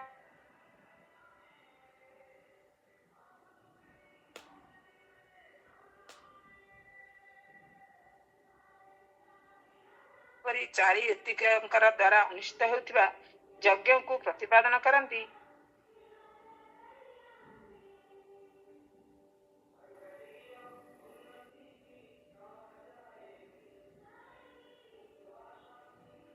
आपण ही होउछंती सकल प्राणीकर आत्मा। कारण आपण अनादि अनंत अपार सर्वज्ञ अंतर्यामी। आपण ही काल। आपण अनुक्षण सावधान रही क्षण लभ आदि समय विभाग द्वारा लोकमानकर आयु क्षण कर चलती। तथापि आपण स्वयं निर्विकार होई रहंती। कारण आपण होउछंती ज्ञान स्वरूप परमेश्वर अजन्मा महान और सकल जीवंकर जन्मदाता अंतरात्मा। प्रभु जी हरे कृष्ण। ये माने ब्रह्मा को स्तुति करछंती। ब्रह्मा को एटा ब्रह्मा को माने स्तुतिटा ठीक ना प्रयोज्य ना नाही आप बुझेबे आपण। देखंतु एठी जो स्तुति माने हिरण्यकश्यप करिसंती ए स्तुति माने सभा माताजी पचारसंती ए स्तुति श्री ब्रह्मदेव को काहे करा जायछि। माने ब्रह्मदेव को ए स्तुति इतमे करा जायछि कारण चतुर्थ स्कंदरे आमे माने जानिसंती श्री भगवान जेतेबेले दक्ष यज्ञकर यारे अवतीर्ण होते सेतबेले कहिथिले कि माने मोर एवं श्री ब्रह्मदेव और श्री शंकरदेव भितर कौन प्रभेद नाही। तेणु एथिरे भगवान ठारू से अभिन्न होइथिबारु ये सबू जो हिरण्यकश्यप माने वर्णन करिसेंती सेथिरे कोनोसी भूल भाल कारण एथिरे माने एको अनुमोदन समस्त करिसेंती। एवं ये श्री ब्रह्मदेवता श्री ब्रह्मदेव हेले आमर श्रीकृष्ण एवं श्री शंकर ठारू अभिन्न तत्व। तेणु ये कहुई से कहते कि कल्पान्ते काल सृष्टेन अंधेन तमसा वृता यह स्वयं ज्योति स्वरचिषा एदं जगत अभिव्यक्त तीव्रता।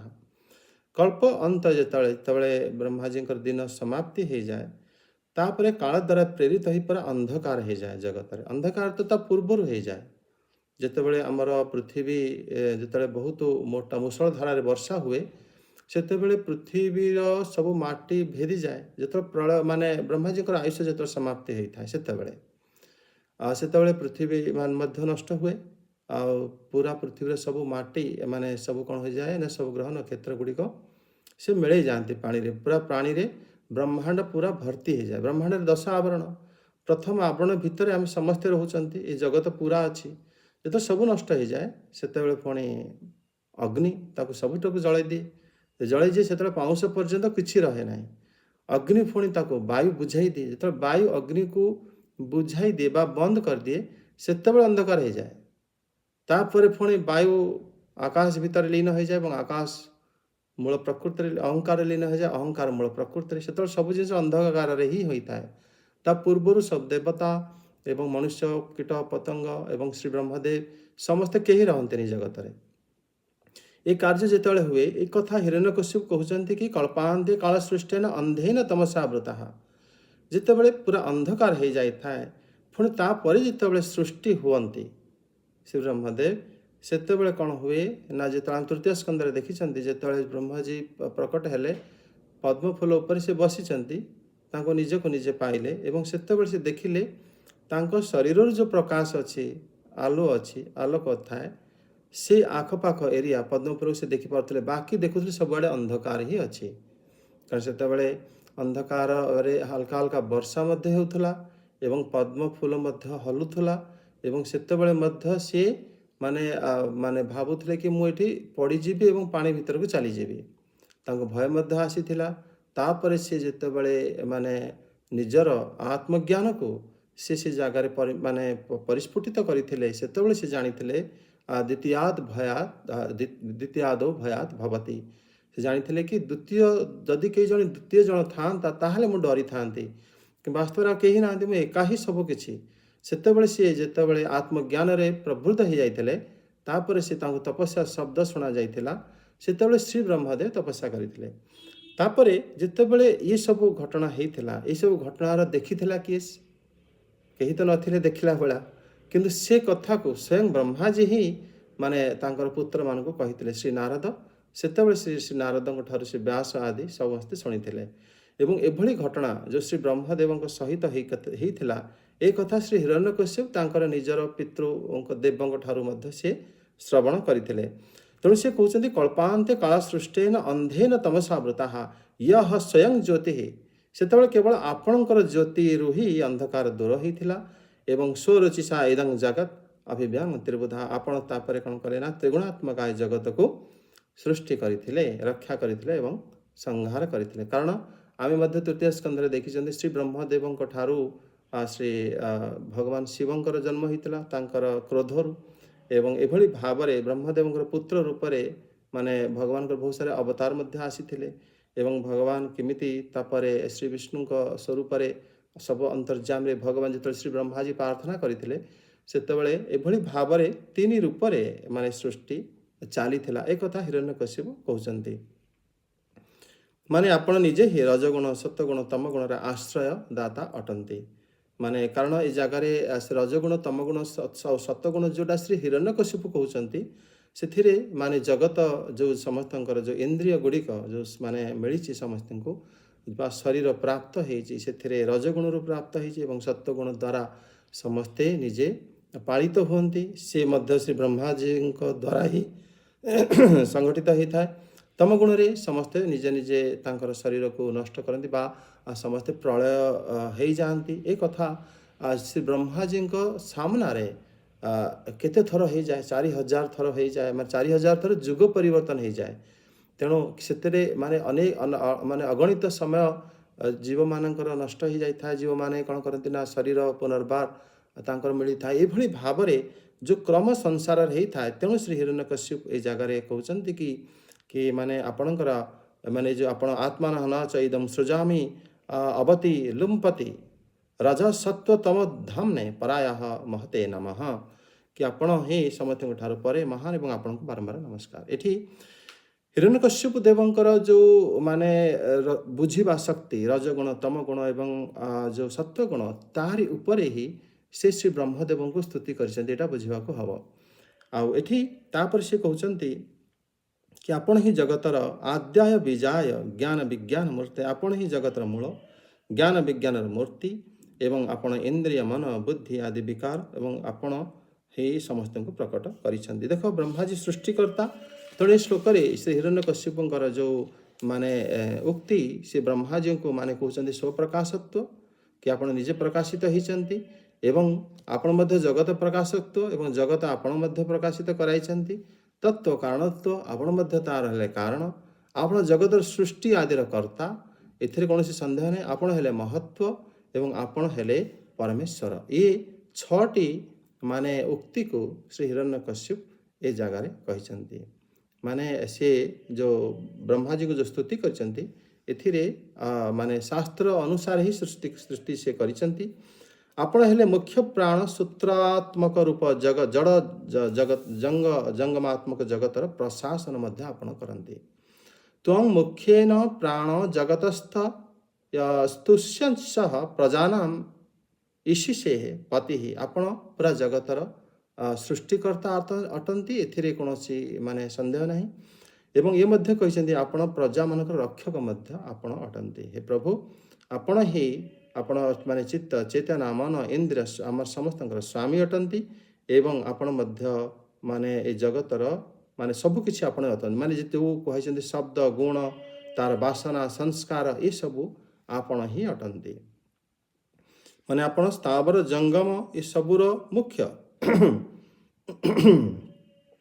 एवं आपण मध्य इंद्रिय र मध्य स्वामी हेले आपण ही महान एवं आपण आकाश आदि पंचभूत शब्दादि गुणर आपण हेले स्वामी। कारण श्री ब्रह्मा तार स्वामी माने जेबले कर्ता ब्रह्मा जी सृष्टिकर्ता से समस्त स्वामी न हेले से सृष्टि केमिति करिवे। आ श्री विष्णु से अच्युत एवं श्री कृष्ण सी हेले कौन ना आमे ये जगतर से परे थांती एवं तांकर परोक्ष भाव सृष्टि इक्षते न शब्दम भगवान यार सृष्टिर परोक्ष कारण कि प्रत्यक्ष कारण एमाने आसी थांती। तेणु हिरण्यकश्यपकर स्तुति रे कौनसी दोषाबह नाही। एवं तापर से कहते कि आपण ही त्वं त्रया तन्वा सप्तह संतोन चातुर्होर्तिक विद्या वितनोसी। माने आपण ही माने शरीर द्वारा ही चातुर्होर्तिक जो विद्या जो यज्ञ आदि हुए विस्तार हुए आपण ही करती। कारण आपण हेले अनादि अनंत अपार सर्वज्ञ एवं अंतर्यामी। ब्रह्मा जी निश्चित रूप अंतर्यामी समस्त अंतर कथा जानी थांती एवं से मध्य आमर गुरु परंपरार मूल आमर ब्रह्म जो गोड़ी संप्रदाय श्री ब्रह्मदेव को ये कहुई आपण हेले सर्वज्ञ, आपण हेले अंतर्यामी, आपण हेले अनंत एवं आपण हेले अनादि। कारण श्री ब्रह्मा जी अनादि निश्चित, कारण तांको पूर्वर कहीं नथिले एवं तांको स्वयंभू मध्य कहा जाए। कारण से आपे आपे प्रकट थे, कारण तांकर प्राकट्य कहीं देखी नांती, केवल शास्त्र वर्णन एवं से वर्णन स्वयं श्री ब्रह्मा जी ही ताको प्रकाशित करिसेंती। एभली भावरे माने श्री ब्रह्मा जी को स्तुति कर तापर से आगे कहते आपण हेले त्वमेव अनमिषः कालः लवाब्दैः। आपण ही काल स्वरूप एवं आपण ही लव क्षण मुहूर्त एवं जेमिति प्रहर दिन वर्ष मास एभली माने जो कालर विभाजन से वास्तव में आपणकर स्वरूप अटे। माने श्री ब्रह्मा जी श्री शंकर जी एवं श्री विष्णु जी भीतर कौन से प्रभेद नथिबारु एठी काल स्वरूप भगवान शंकर को कहा जाए, किंतु सी ब्रह्मा जी अभिन्न तत्व तत्व वास्तव में से माने तीन जन कहीं क्या कम नुहंती, तीन तत्व तीन जन समान थांती। कारण श्री कृष्ण ही निजे ए विषय कहते कि वास्तव में मु निजे ही ब्रह्मा रूप में सृष्टि करे, मु निजे ही शिव रूप में प्रलय करी थाए, मु निजे ही श्री विष्णु रूप में पालन करी थाए। तेणु जो श्रीकृष्ण उक्ति कि श्री भगवान निजे ही यहाँ करुँच, तेणु ए कौन प्रकार माने श्री ब्रह्मदेव को जो कह जाए कि आपण ही काल स्वरूप, आपण ही माने निजे ही लव आदि विभाग आपण करि थांती एवं समस्त आयुष को आपण क्षीण करती, तथापि मध्य आपण निर्विकार एवं आपण मध्य ज्ञान परमेश्वर अजन्मा एवं संपूर्ण जीवन का जीवन प्रदान आपण करि थांती। एभली रूप में माने हिरण्यकश्यपकर जो स्तुति तांकर निज ज्ञान तांकर परंपरा रे सी तांकर जो घरे जन्म होईची तांकर नामकरण मध्य तांकर बापा ही तांकर करिथिले एवं से जो ऋषि मानक सहित से पढ़ी माने बढ़ी से ज्ञान हिसाब रे से माने श्री ब्रह्मादेव को से स्तुति आदि करिसंती। तापरे श्लोक 32 रु शेष प्रणाम, पर्यंत जय जगन्नाथ। जय जगन्नाथ। ଶୈଳବାଳା ମାତାଜୀ ନାହାନ୍ତି, ତାଙ୍କର ପୁଅଙ୍କୁ ମେଡିକାଲ ନେଇ ଯାଇଛି। ସୁଦାମା ମାତାଜୀ ପଳେଇଲେ। सुतबा माता जी जय अनुवाद जगन्नाथ, राधे कृष्ण।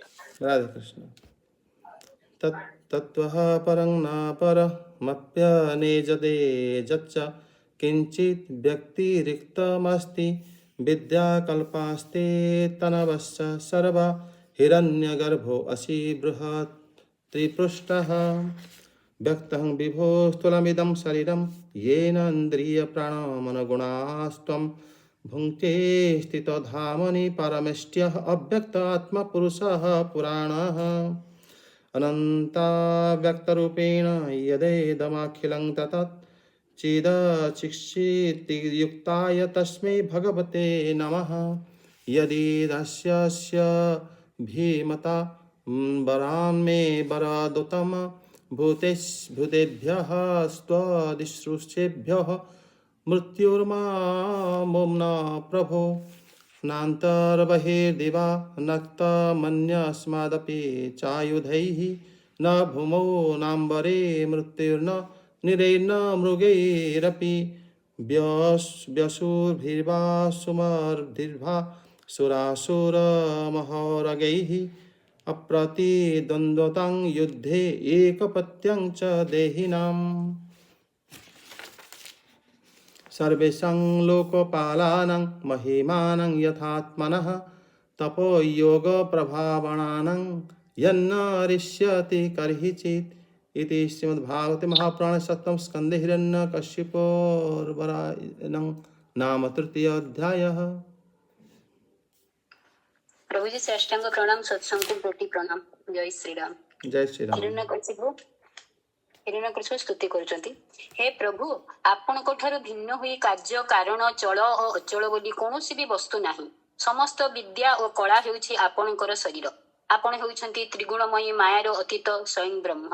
ଆପଣଙ୍କର ଗର୍ଭରେ ହିଁ ଏହି ସ୍ୱର୍ଣ୍ଣମୟ ବ୍ରହ୍ମାଣ୍ଡ ରହିଛି। ଆପଣ ଏହାକୁ ନିଜ ଭିତରୁ ହିଁ ଅଭିବ୍ୟକ୍ତ କରନ୍ତି। हे प्रभु, एई व्यक्त ब्रह्मांड होउछि आपणकर स्थूल शरीर। एई शरीर द्वारा आपण इंद्रिय प्राण और मनर विषय उपभोग करते, किंतु सेई उपभोग करुथुवा समय रे भी आपण निजर परम ऐश्वर्यमय स्वरूप रे ही रही थांती। वस्तुत आपण ही पुराण पुरुष। आपण स्थूल सूक्ष्म रु अतीत ब्रह्म स्वरूप। आपण निजर अनंत और अव्यक्त स्वरूप रे सकल जगत रे व्याप्त होइछंती। आपण चेतन अचेतन उभय शक्ति रे युक्त। भगवान, मु आपणको नमस्कार करुछि। हे प्रभु, आपण होउछंती सकल वरदाता मानक मध्यरे श्रेष्ठ। आपण जदि मते अभीष्ट वर देबाकू चाहुछंती, तेबे मते एही वर दियंतु जे आपणक द्वारा रचित कि मनुष्य कि पशु कि प्राणी कि अप्राणी कि देवता कि दैत्य कि नागादी पशु कौनसी भी प्राणी द्वारा मोर मृत्यु हेब नाही। घर भितरे बाहरे दिनरे बा रातिरे आपण गढ़ी कौनसी प्राणी द्वारा बा अस्त्र शस्त्र द्वारा काहारी द्वारा एवं पृथ्वी रे कि आकाश रे कौनसी स्थान रे मोर मृत्यु हेब नाही।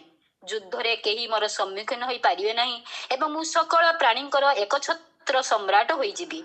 इंद्रादि सकल लोकपालक मध्यरे आपणकर जेपरी महिमा रहिछि, मोर भी सेहीपरि महिमा रहू।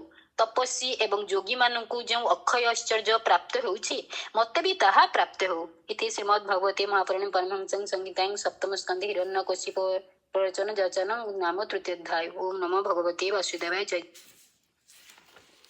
धन्यवाद माता जी। जय जगन्नाथ। ए जगार हिरण्यकश्यपुर जो इच्छा से वरदान को प्रथमे ब्रह्मा जी को स्तुति करी से वरदान मान तांकर जहा इच्छा से सामना रखिछन्ते। संसार जेते माने जड़ जंगम कार्य ए श्लोक 32 पाठ करछन्ते। सेथिरे आपण श्रेष्ठ, आपण माने आपण ठारू ही सब किछि सृष्टि हेछि। आपण से सब ठारू अभिन्न अटंती। सब प्रकार विद्या एवं कला आपणकर शरीर माने श्री ब्रह्मा जी निश्चित रूपे माने वेद प्रथमे श्री ब्रह्मा जी समस्त को शुणाई ता मध्य से केमिति वेद द्वारा यज्ञ आदि कर्म करा जाए, श्री भगवान श्री कृष्ण को केमिति पूजा करा जाए कथा श्री ब्रह्मा जी निजे समस्त को कही। ब्रह्मा जी को किए कही तेने ब्रह्म हृदय आदि कवय मह्यंती। तेणु तो माने श्री व्यास एवं श्री नारद जितेबाला चिंता कले कि आपण समस्त को कही किंतु आपण सृष्टिकर्ता नुहंती, तार अर्थ आपण को आउ जने कही कही ଏବଂ ଯିଏ କହିଛନ୍ତି ତାଙ୍କ ବିଷୟରେ ହିଁ ଏ ଗ୍ରନ୍ଥ ଆରମ୍ଭ ହେବା ପାଇଁ ଯାଉଛି। ତେଣୁ ଏ ଭାଗବତ ଆମର ଶ୍ରୀମଦ୍ ଭାଗବତ ପ୍ରଥମ ଶ୍ଲୋକରେ ଏ ବିଷୟରେ ଆମେ ଚର୍ଚ୍ଚା କରିଥିଲେ। ଏଠି ସେ କହୁଛନ୍ତି କି ଶ୍ରୀଧର ସ୍ୱାମୀପାଦ କହୁଛନ୍ତି କି ଯେଉଁ ବେଦ ଉପବେଦ ଯେତେ ବି ବିଦ୍ୟା କଳା ସେ ସବୁ ବାସ୍ତବରେ ଶ୍ରୀ ବ୍ରହ୍ମାଜୀଙ୍କ ଦ୍ୱାରା ହିଁ ସୃଷ୍ଟି ହେଇଛନ୍ତି। ଏ କଥା ଶ୍ରୀ ହିରଣ୍ୟକଶ୍ୟପ ତାଙ୍କ ଶ୍ଲୋକ ସ୍ତୁତିରେ କହିଛନ୍ତି।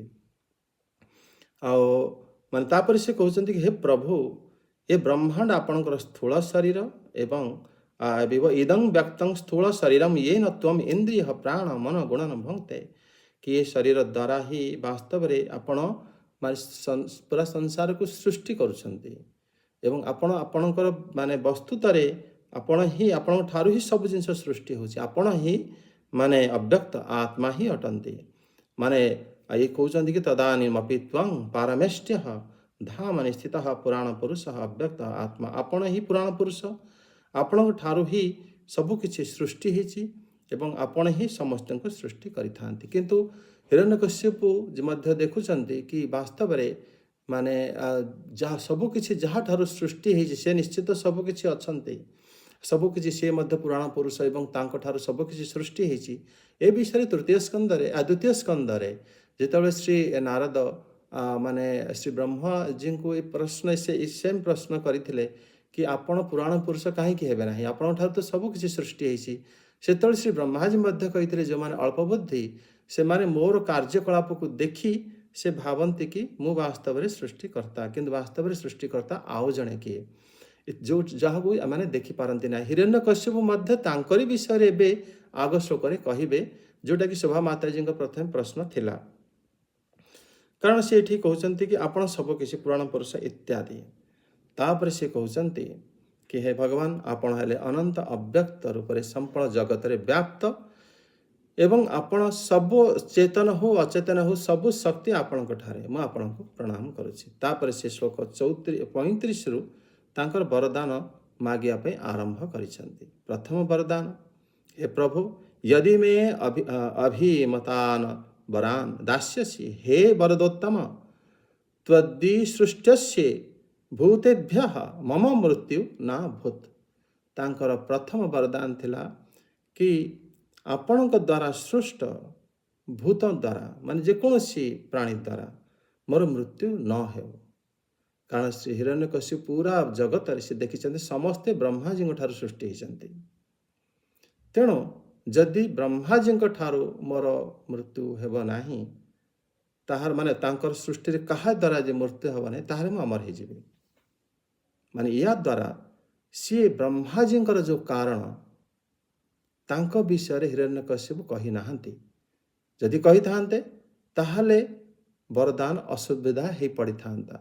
से केवल एतिके कहिसंती आपणक द्वारा सृष्ट कौन सी जीव द्वारा मृत्यु न हो, किंतु आपण को जे सृष्टि करिसंती तांको द्वारा मोर मृत्यु न हो ए विषय मान हिरण्यकश्यप वरदान रे मागी नाहंती। प्रथम कथा। द्वितीय कथा, अंतर्ब्राहि दिवानक्तम अन्यस्मात् आयुधैः अपि न भूमौ नाम्बरे न नरौ न मृगौ अपि मृत्यु नाह। से तबले प्रथम तो कही आपण द्वारा सृष्टि कहीं जीव द्वारा मोर मृत्यु न हो, से तापर कहउचंती तापर कि मोर मृत्यु आपण द्वारा तो न होते आपण जो मान सृष्टि करिसंती, किंतु ता सत्वे भी एंकर संदेह कि बाहर किंबा घर भितर किंबा दिन रे राति रे एगुड़िक वास्तव में कि सृष्टि करिछि, राति दिन एको तो मुझे जानी नहीं।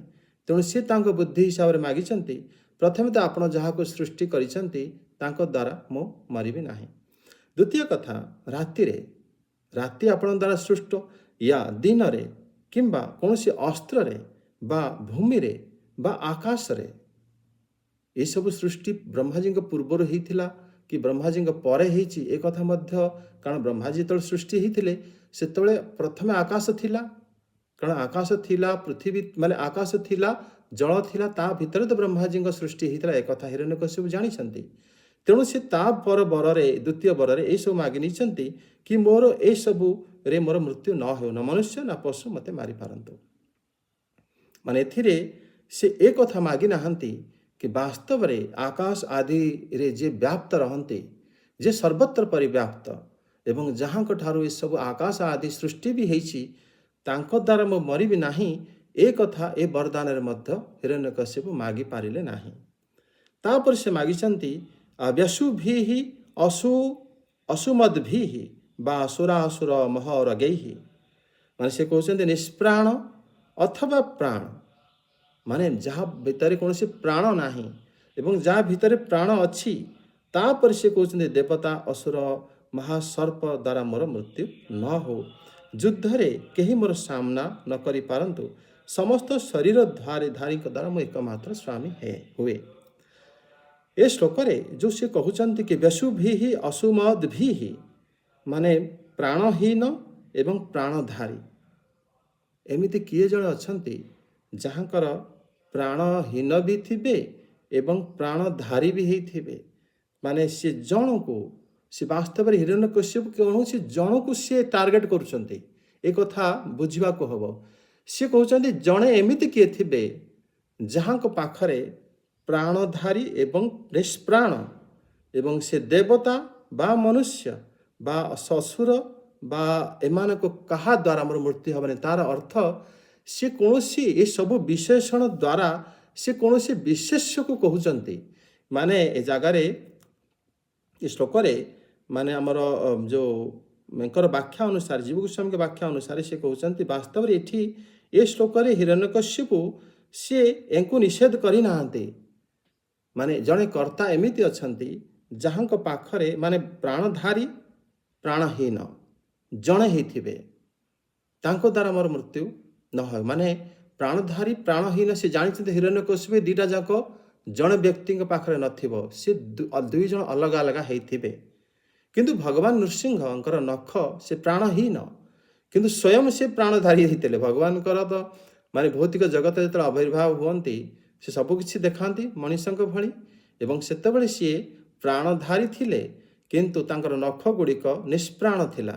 ଏବଂ ଭଗବାନଙ୍କର ନଖ ଯେଉଁଟା ନିଷ୍ପ୍ରାଣ ଥିଲା, ଏ ଜାଗାରେ ଯେତେବେଳେ ହିରଣ୍ୟକଶ୍ୟପ ବରଦାନ ମାଗୁଛନ୍ତି ସେ ଜଣକୁ ସେ ଜାଣିଛନ୍ତି କୌଣସି ଜଣେ ଏଭଳି ନଥିବ ଜଗତରେ ଯିଏକି ମାନେ ପ୍ରାଣଧାରୀ ପ୍ରାଣହୀନ ଦେବତା ଅସୁର ମହାସର୍ପ ଏବଂ ସେ ଆକାଶ ବାୟୁରେ ବ୍ୟାପ୍ତ ନଥିବ ଏବଂ ସିଏ ମଧ୍ୟ ବ୍ରହ୍ମାଙ୍କ ଦ୍ୱାରା ସୃଷ୍ଟି ହେଇନଥିବେ। ଏହା ତ ଅସମ୍ଭବ।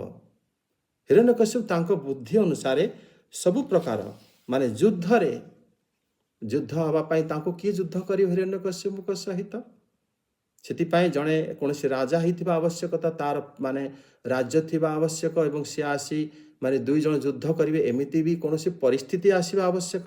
ସେ କହୁଛନ୍ତି ଏଭଳି ଯୁଦ୍ଧରେ ମୋର କୌଣସି ସାମ୍ନା କେହି ନ କରିପାରିବେ ଏବଂ ମୁଁ ସମସ୍ତଙ୍କର ସ୍ୱାମୀ ହେଇଯିବି। ଏବଂ ସବୁ ଇନ୍ଦ୍ରିୟ ଲୋକପାଳ, ଇନ୍ଦ୍ରାଦି ଲୋକପାଳ ଯେଉଁମାନେ ଆପଣଙ୍କର ମାନେ ଯେମିତି ଆପଣଙ୍କର ମହିମା ସେମିତି ମୋର ମହିମା ସର୍ବତ୍ର ବ୍ୟାପ୍ତ ହଉ। ମାନେ ଏଠି ସିଏ ଭଗବାନଙ୍କ ବିଷୟରେ ଜ୍ଞାନ ହିରଣ୍ୟକଶ୍ୟପଙ୍କର କମ୍ ଥିଲା, କାରଣ ଭଗବାନ ହେଲେ ସର୍ବେନ୍ଦ୍ରିୟ ଗୁଣାଭାସ ସର୍ବେନ୍ଦ୍ରିୟ ବିବର୍ଜିତମ୍। ସେ କେବଳ ଶ୍ରୀ ବ୍ରହ୍ମାଙ୍କ ବିଷୟରେ ଯେତିକି ଜାଣିଥିଲେ ସେ ଅନୁସାରେ ସେ ସ୍ତୁତି କରିଥିଲେ। ସହମାତାଜୀଙ୍କର ଯେଉଁ ପ୍ରଶ୍ନ ଥିଲା କି ବାସ୍ତବରେ ସିଏ ମାନେ ଭଗବାନଙ୍କ ବିଷୟରେ ଜ୍ଞାନ ନଥିବାରୁ ସିଏ ଏଭଳି ବରଦାନ ମାଗିଲେ ଯେଉଁଟାକି ଶ୍ରୀ ଭଗବାନଙ୍କ ଠାରେ ସବୁ କିଛି ମାନେ ପ୍ରଯୁଜ୍ୟ। ତାଙ୍କ ପାଖରେ ସବୁ ଇନ୍ଦ୍ରିୟ ଥାଏ, ତାଙ୍କ ପାଖରେ କୌଣସି ଇନ୍ଦ୍ରିୟ ନଥାଏ। ସିଏ ପ୍ରାଣ ନିଷ୍ପ୍ରାଣ ଦୁଇଟା ଯାକ ଶ୍ରୀ ଭଗବାନଙ୍କ ପାଇଁ ପ୍ରଯୁଜ୍ୟ ହେଇଯାଏ। ବ୍ରହ୍ମ କେବଳ ମାନେ ସବୁ ପ୍ରକାରର ଗୁଣ ଥାଇ ମଧ୍ୟ ସେ ନିର୍ଗୁଣ, ଏବଂ ବ୍ରହ୍ମ ଯିଏ ପରମ ବ୍ରହ୍ମ ତାଙ୍କ ପାଖରେ ଇଏ ସବୁ ଗୁଣ ଗୁଡ଼ିକ ଯେଉଁଟା ହିରଣ୍ୟକଶ୍ୟପ ବରଦାନ ମାଗିଲେ ସିଏ ପରମ ବ୍ରହ୍ମକୁ ଛାଡ଼ିକି ମାଗିଦେଲେ। ମାନେ ପରମ ବ୍ରହ୍ମକୁ ତ ସମସ୍ତେ ଜାଣନ୍ତି ନାହିଁ, ସ୍ୱୟଂ ସମସ୍ତେ ମାନେ ସ୍ୱୟଂ ଶ୍ରୀ ବ୍ରହ୍ମଦେବ ମଧ୍ୟ ସ୍ୱୀକାର କରିଛନ୍ତି କି ମାନେ ଶ୍ରୀକୃଷ୍ଣଙ୍କୁ ଜାଣିବା ସମସ୍ତଙ୍କ ପାଇଁ ନେକ୍ସଟ ଟୁ ଇମ୍ପସିବଲ୍, ତାଙ୍କୁ ସମସ୍ତେ ଜାଣିପାରିବେ ନାହିଁ।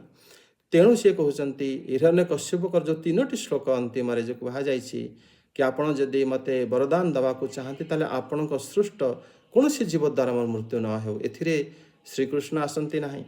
ଏବଂ ନିଷ୍ପ୍ରାଣ ଏବଂ ପ୍ରାଣ ଦୁଇଟି ଯାକ ଯେଉଁ ମାନେ ରହୁଛି ସେ ଦିଠୁ ମଧ୍ୟ ମୋର ମୃତ୍ୟୁ ନ ହେଉ। ଏ ଜାଗାରେ ମାନେ ଶ୍ରୀକୃଷ୍ଣଙ୍କର ନଖ ଯେଉଁଟା ଜୟଦେବ ଗୋସ୍ୱାମୀ ଗାନ କରିଛନ୍ତି ଅଦ୍ଭୁତ ଶୃଙ୍ଗମ, ଭଗବାନଙ୍କର ନଖ ଏତେ ମାନେ ଅଦ୍ଭୁତ ତାଙ୍କର ରୂପ ଥିଲା।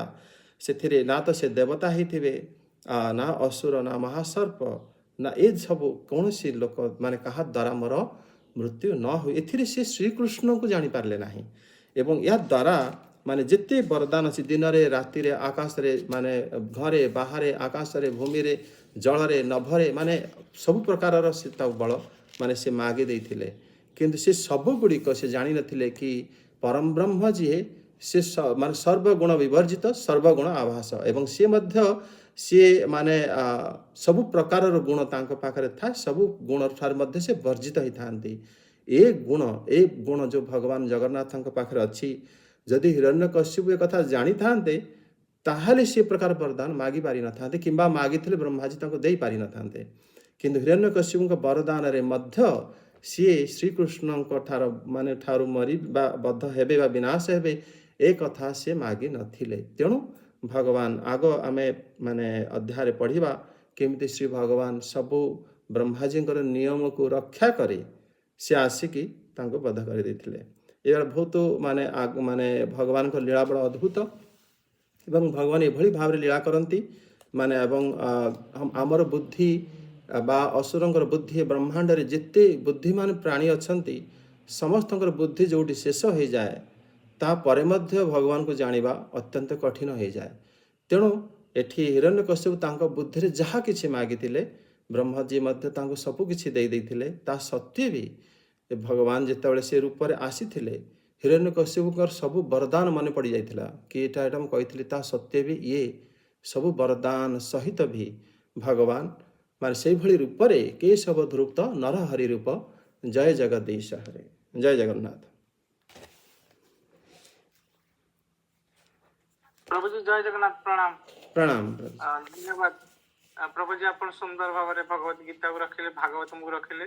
ଯେମିତି ଭଗବତ ଗୀତାରେ ଆପଣ ରଖିଲେ ଯେ କର୍ମରେ ଅକର୍ମ ଦର୍ଶନ କରନ୍ତି ଏବଂ ଯେ ଅକର୍ମରେ କର୍ମକୁ ଦେଖନ୍ତି ସେ ବାସ୍ତବରେ ଏଇ ଦୁଇ ଜଣ ଯାକ ବୁଦ୍ଧିମାନ ଅଟନ୍ତି। କିନ୍ତୁ ସିଦ୍ଧ ପୁରୁଷ ମାନେ ଯେଉଁ ପ୍ରକାର ସବୁ ପ୍ରକାର ସେ କର୍ମ କରିଥାନ୍ତି କିନ୍ତୁ ସେ କର୍ମକୁ ନିଷ୍କାମ କର୍ମ ଦ୍ୱାରା କରନ୍ତି, କିନ୍ତୁ ଅନାସକ୍ତ ହେଇକି କର୍ମ କରିଥାନ୍ତି। କିନ୍ତୁ ତାଙ୍କର କୌଣସି ପ୍ରକାର ଇଏ ନଥାଏ, ମାନେ ସେ କର୍ମରେ କୌଣସି ପ୍ରକାର ଫଳ ପ୍ରାପ୍ତ ପାଇଁକି ତାଙ୍କର ଇଏ ନଥାଏ। ସେ କର୍ମଟାକୁ ସୁଚାରୁ ରୂପରେ ସେ କରିଥାନ୍ତି। କିନ୍ତୁ ଅଜ୍ଞାନୀ ମନୁଷ୍ୟ କଣ କରି କର୍ମ କରିଥାନ୍ତି, ସେ କର୍ମରେ ବିଭିନ୍ନ ପ୍ରକାର ଫଳର ଆସକ୍ତ ହେଇକି ଯେହେତୁ ଦେଖନ୍ତି ସେ କର୍ମରେ ଭଲ ମନ୍ଦ ଦେଖନ୍ତି, ସେଥିରେ ତାଙ୍କର ମାନେ ମନଟା ବିଚଳିତ ଭାବରେ ରହିଥାଏ। କିନ୍ତୁ ନିଷ୍କାମ କର୍ମ ଯୋଗୀ ସବୁ ନିଷ୍କାମ କର୍ମ ଯୋଗୀ ମାନେ ସବୁ ପ୍ରକାର କର୍ମ କଲେ ମଧ୍ୟ ସେ ଆସକ୍ତ ହୁଅନ୍ତି ନାହିଁ। କିନ୍ତୁ ଅଜ୍ଞାନୀ ମାନେ କର୍ମକୁ ମାନେ କଣ କହିଲେ ଠିକ ସେ ବୁଝି ନ ପାରି କର୍ମରେ ଆସକ୍ତ ହେଇ କର୍ମ କରିଥାନ୍ତି। ତ ଏଇଟାକୁ ଆପଣ ବି ବୁଝେଇଲେ। ତାପରେ ଭାଗବତ ମୋର ଆପଣ ସୁନ୍ଦର ଭାବରେ ରଖିଲେ। ଯେତେବେଳେ ଆମେ ଶରୀରରେ ମାନେ ଜଳ ଆଉ ଖାଦ୍ୟ ଏସବୁ ବନ୍ଦ ହେଇଯାଏ ସେତେବେଳେ ଏହି ଦେହରେ ଅଗ୍ନି ଆସି କଣ କରେ ନା ଜାଳି ଦେଇଥାଏ। ଏଇ ଅଗ୍ନିର ତାପରେ କଣ ନା ଧୂଆଁ ଆସିଥାଏ। ମାନେ ଯେତେବେଳେ ଅସୁର ମାନେ କଣ କରିଛନ୍ତି ସେମାନେ ଦୃଢ ସଂକଳ୍ପୀ, ମାନେ ସିଏ କଣ କରିଛନ୍ତି ନା ମାନେ ଆମର ଏଇ ଯୋଉ କାଳ ଏବଂ ଆତ୍ମା କେବେ ନଷ୍ଟ ହୁଏ ନାହିଁ ଏକଥା ସେ ମାନେ ଜାଣିଥିଲେ। ମାନେ ତାଙ୍କର ଯୋଉ ପିତାଶ୍ରୀଙ୍କଠୁ ସେ ମାନେ ଜାଣିଥିଲେ ଯେ ମାନେ ସେ କେବେ ବି ମାନେ ଆମେ ଜୀବ ଆତ୍ମା ବୋଲି ସେ ପ୍ରଥମରୁ ପୂର୍ବ ଅଧ୍ୟାୟରେ ସେ ଜୀବ ଆତ୍ମା ଜ୍ଞାନ ସେ ଦେଇଥିଲେ, ଜୀବ କେବେ ନଷ୍ଟ ହୁଏନି। କିନ୍ତୁ ସେ ଯେତେବେଳେ ଜାଣିଥିଲେ ଯେ ମୁଁ ଜୀବ ଆତ୍ମା ମୋର କେବେ ବି ବିନାଶ ହବନି, ସେତେବେଳେ ସେ ଦୃଢ ସଂକଳ୍ପ କରିଦେଇଥିଲେ କି ମୁଁ ମାନେ ଯାହା ବି ହେଲେ ସେଇ ପଦକୁ ପ୍ରାପ୍ତ କରିବି। ସେ ସବୁ ଜାଣି ସାରିଥିଲେ କିନ୍ତୁ ମୁଁ କେବେ ହେଲେ ନଷ୍ଟ ହେବିନି ଏହାର ଭାବ। ହରେ କୃଷ୍ଣ। ପ୍ରଣାମ। ଶୁଭୁନି। ଜୟ ଜଗନ୍ନାଥ। ସମସ୍ତଙ୍କୁ ଶୁଭୁଛି? ପ୍ରଭୁଜୀ ଶୁଭା ଯାଉଛି ନା? ଶୁଭୁଛି। ହଁ, ଏ ଭାବ ରଖି ସେ ବ୍ରହ୍ମ ପଦ ପ୍ରାପ୍ତ କରିବା ପାଇଁ ଚେଷ୍ଟା କରିଥାନ୍ତି। ସେ ଜାଣିଥିଲେ ଯେ କାଳ ଏବଂ ଆତ୍ମା ନିତ୍ୟ ଅଟେ। ସେ ଚାହିଁଥିଲେ ବୈକୁଣ୍ଠରେ ତ ଜଗତରେ କଣ ଅଛି, କିନ୍ତୁ ବ୍ରହ୍ମ ଲୋକରେ ବ୍ରହ୍ମାଣ୍ଡର ଯଦି ମାଲିକ ହେବି ତାହେଲେ ସେ ସବୁର ପରିବର୍ତ୍ତନ ମୁଁ କରିଦେବି। କିନ୍ତୁ ସେ ବ୍ରହ୍ମ ପଦକୁ ପ୍ରାପ୍ତ କରିବା ପାଇଁ ସେ ଭଗବାନ ବ୍ରହ୍ମାଙ୍କୁ ଏକମାତ୍ର ସେ ଟାର୍ଗେଟ କରିକି ସେ ଇଏ କରିଥିଲେ। ତାଙ୍କର ତ ମାନେ ସ୍ମୃତିରେ ସେ ଯୋଉ ଭଗବାନ ବ୍ରହ୍ମାଙ୍କୁ ସେ ସ୍ତୁତି କରିଛନ୍ତି, ସେ କେବଳ ମାନେ ଯେହେତୁ ସେ ପରମ ପଦ ଭଗବାନ ଶ୍ରୀକୃଷ୍ଣଙ୍କୁ ସେ ଭୁଲି ଯାଇଛନ୍ତି, ସେ ବ୍ରହ୍ମ ପଦରେ ହିଁ ରହିଛନ୍ତି। ସେ ସେଥିପାଇଁ ବ୍ରହ୍ମାଜୀକୁ ବିଭିନ୍ନ ପ୍ରକାର ସ୍ତୁତି କରିଛନ୍ତି କି ତୁମେ ମାନେ ଏ ବ୍ରହ୍ମାଣ୍ଡର ସବୁ କିଛି ତମେ ହିଁ ମାନେ ପରମ ଭାଗବତ ମୁଁ ସବୁ କିଛି ସେ ସେଇ ଜାଗାରେ ରହିଛନ୍ତି। ଆପଣ ବି ସେଇଟା ଦ୍ୱିତୀୟ ଅଧ୍ୟାୟର ନାରଦଙ୍କର ସ୍ମୃତିରେ ସେଇଟା କହିଲେ ବହୁତ ସୁନ୍ଦର ଭାବରେ। ତ ଆମେ ମାନେ ବି ଏଇଟା ବୁଝିବା ଦରକାର, ଆମେ ମାନେ କେବେ ବି ମାନେ ଆମର କୌଣସି କାଳରେ ଆମର ମାନେ ମୃତ୍ୟୁ ଆମର ହୁଏନି। ଆମେ ହିଁ ସେଇ ଭଗବାନଙ୍କର ଅଂଶ। ଯେତେବେଳେ ଆମେ ଦୃଢ ସଂକଳ୍ପ ହେଇକି ଭଗବାନଙ୍କ ସହିତ ମନ ଲଗେଇବା, ଯେତେ ବି ବାଧା ବିଘ୍ନ ଆସିଯାଉ ଆମର କେବେ ବି ଆମେ ସେଥିରେ ଆମେ ମାନେ ନିଜକୁ କେବେ ମାନେ ଭୟଭୀତ ନ ହେଇକି ଯଦି ସେଇ କାର୍ଯ୍ୟ କରିବା, ତାହେଲେ ମନଟାକୁ ଯେତେବେଳେ ଏକମାତ୍ର ଏକ ଲୟ ହେଇଯିବ, ସେତେବେଳେ ଆମର ମାନେ ଆମକୁ ସେଇ ଶକ୍ତି ହିଁ ଆମକୁ ପ୍ରାପ୍ତ ହେଇଯିବ। ମୁଁ ଏଥିରୁ ଯାହା ବୁଝିଲି। ତ ଜୟ ଜଗନ୍ନାଥ। ଆପଣଙ୍କର ଉପସ୍ଥାପନ ତ ଜୟ ବହୁତ ସୁନ୍ଦର। ଜଗନ୍ନାଥ। ଜୟ ଜଗନ୍ନାଥ, ଜୟ ଜଗନ୍ନାଥ। ଏବେ ଶୁଭ ମାତାଜୀ ଅଛନ୍ତି, ସେ ଯଦି କିଛି ରଖନ୍ତୁ ରମା ମିଶ୍ର ପ୍ରଭୁଜୀ ମାତାଜୀ। ପ୍ରଭୁଜୀ ଦଣ୍ଡାତ ପ୍ରଣାମ। ଧନ୍ୟବାଦ ମାନେ ମାତା। ଆଜି ଯୋଉ କର୍ମ ରହସ୍ୟ ତ କର୍ମ ନା ଗହନ ଗତି ଆଗରୁ ପୂର୍ବରୁ କହିଥିଲେ ଏ କଥା, ମାନେ ୟାକୁ ସବୁ କର୍ମ ବିଷୟରେ ବୁଝିବା ମାନେ ବହୁତ ଏ ତତ୍ଵ ଜିନିଷ ବୁଝିବା ଏତେ ସହଜ ସରଳ ନୁହେଁ। ଆପଣ ବୁଝିଦେଲେ ଭଲ ମଜାରେ, ତଥାପି ଯେତେ ବୁଝିଲେ ମଧ୍ୟ ପୁଣି ଅବୁଝା ହେଇଯାଉ ଆମେ ଅନେକ ସମୟରେ, ସ୍ମରଣ ପୁଣି ସେତେ ସମୟରେ ମାନେ ମନେ ପଡେନା। ଆଉ ଦ୍ୱିତୀୟ କଥା ହେଲା, ଏକ ତ ପ୍ରକାଶ ପ୍ରଭୁ କହିଲେ ସବୁ। ଦ୍ୱିତୀୟ କଥା ଏଇ ଯୋଉ ଜିନିଷଟା ମାନେ ଆପଣ କହିଲେ ମାନେ ସ୍ତୁତି କଲେ, ସେ ଯଦି ପ୍ରକୃତରେ ସ୍ତୁତି ବି କରିଥାନ୍ତେ ଯେ ଆପଣଙ୍କୁ ଯିଏ ସୃଷ୍ଟି କରି ତାଙ୍କର ତ କେମିତି ମନେ ରହିବ, ସେଥି ଏ ଲୀଳା କେମିତି ହବ। ତେଣୁ ଯଦି ସେ ଜିନିଷଟା ମାଗିଲେ ଯୋଉଟା କି ବ୍ରହ୍ମାଙ୍କର ସୃଷ୍ଟିର ବାହାରେ, ମାନେ ଯିଏ ତାକୁ ମାରିବେ, ତେଣୁ ଯଦି ସେ ସ୍ତୁତି କରିଥାନ୍ତେ ବୋଲେ ଭଗବାନ ଦେଇନଥାନ୍ତେ। ଆପଣଙ୍କୁ ଯିଏ ଜନ୍ମ ସୃଷ୍ଟି କରିଛନ୍ତି ବୋଲି ମାରିଥାନ୍ତେ, ଭଗବାନ ତ ବ୍ରହ୍ମାଜୀ ଦେଇ ପାରିନଥାନ୍ତେ, ଏ କାର୍ଯ୍ୟକ୍ରମ ବି ହେଇପାରିନଥାନ୍ତା। କିନ୍ତୁ ଏଇଟା କରାହେଇଛି ସବୁ ଭଗବାନଙ୍କ ଲୀଳା। ଏ ତ ଭଗବାନଙ୍କର ମାନେ ଦ୍ୱାରପାଳ ଥିଲେ, ଏସବୁ କରିବା ପାଇଁ ଭଗବାନ କରେଇଛନ୍ତି, ଆନନ୍ଦ ନେବା ପାଇଁ ସବୁ ସୃଷ୍ଟି କରେଇକି ଏଗୁଡା ସବୁ କରେଇଛନ୍ତି। ଆଉ ତେଣୁ ଆର ସବୁ ଗୁଢ ରହସ୍ୟ ବହୁତ। ବ୍ରହ୍ମାଣ୍ଡଙ୍କ ସ୍ତୁତି ଯୋଉ। ଜୟ ଜଗନ୍ନାଥ।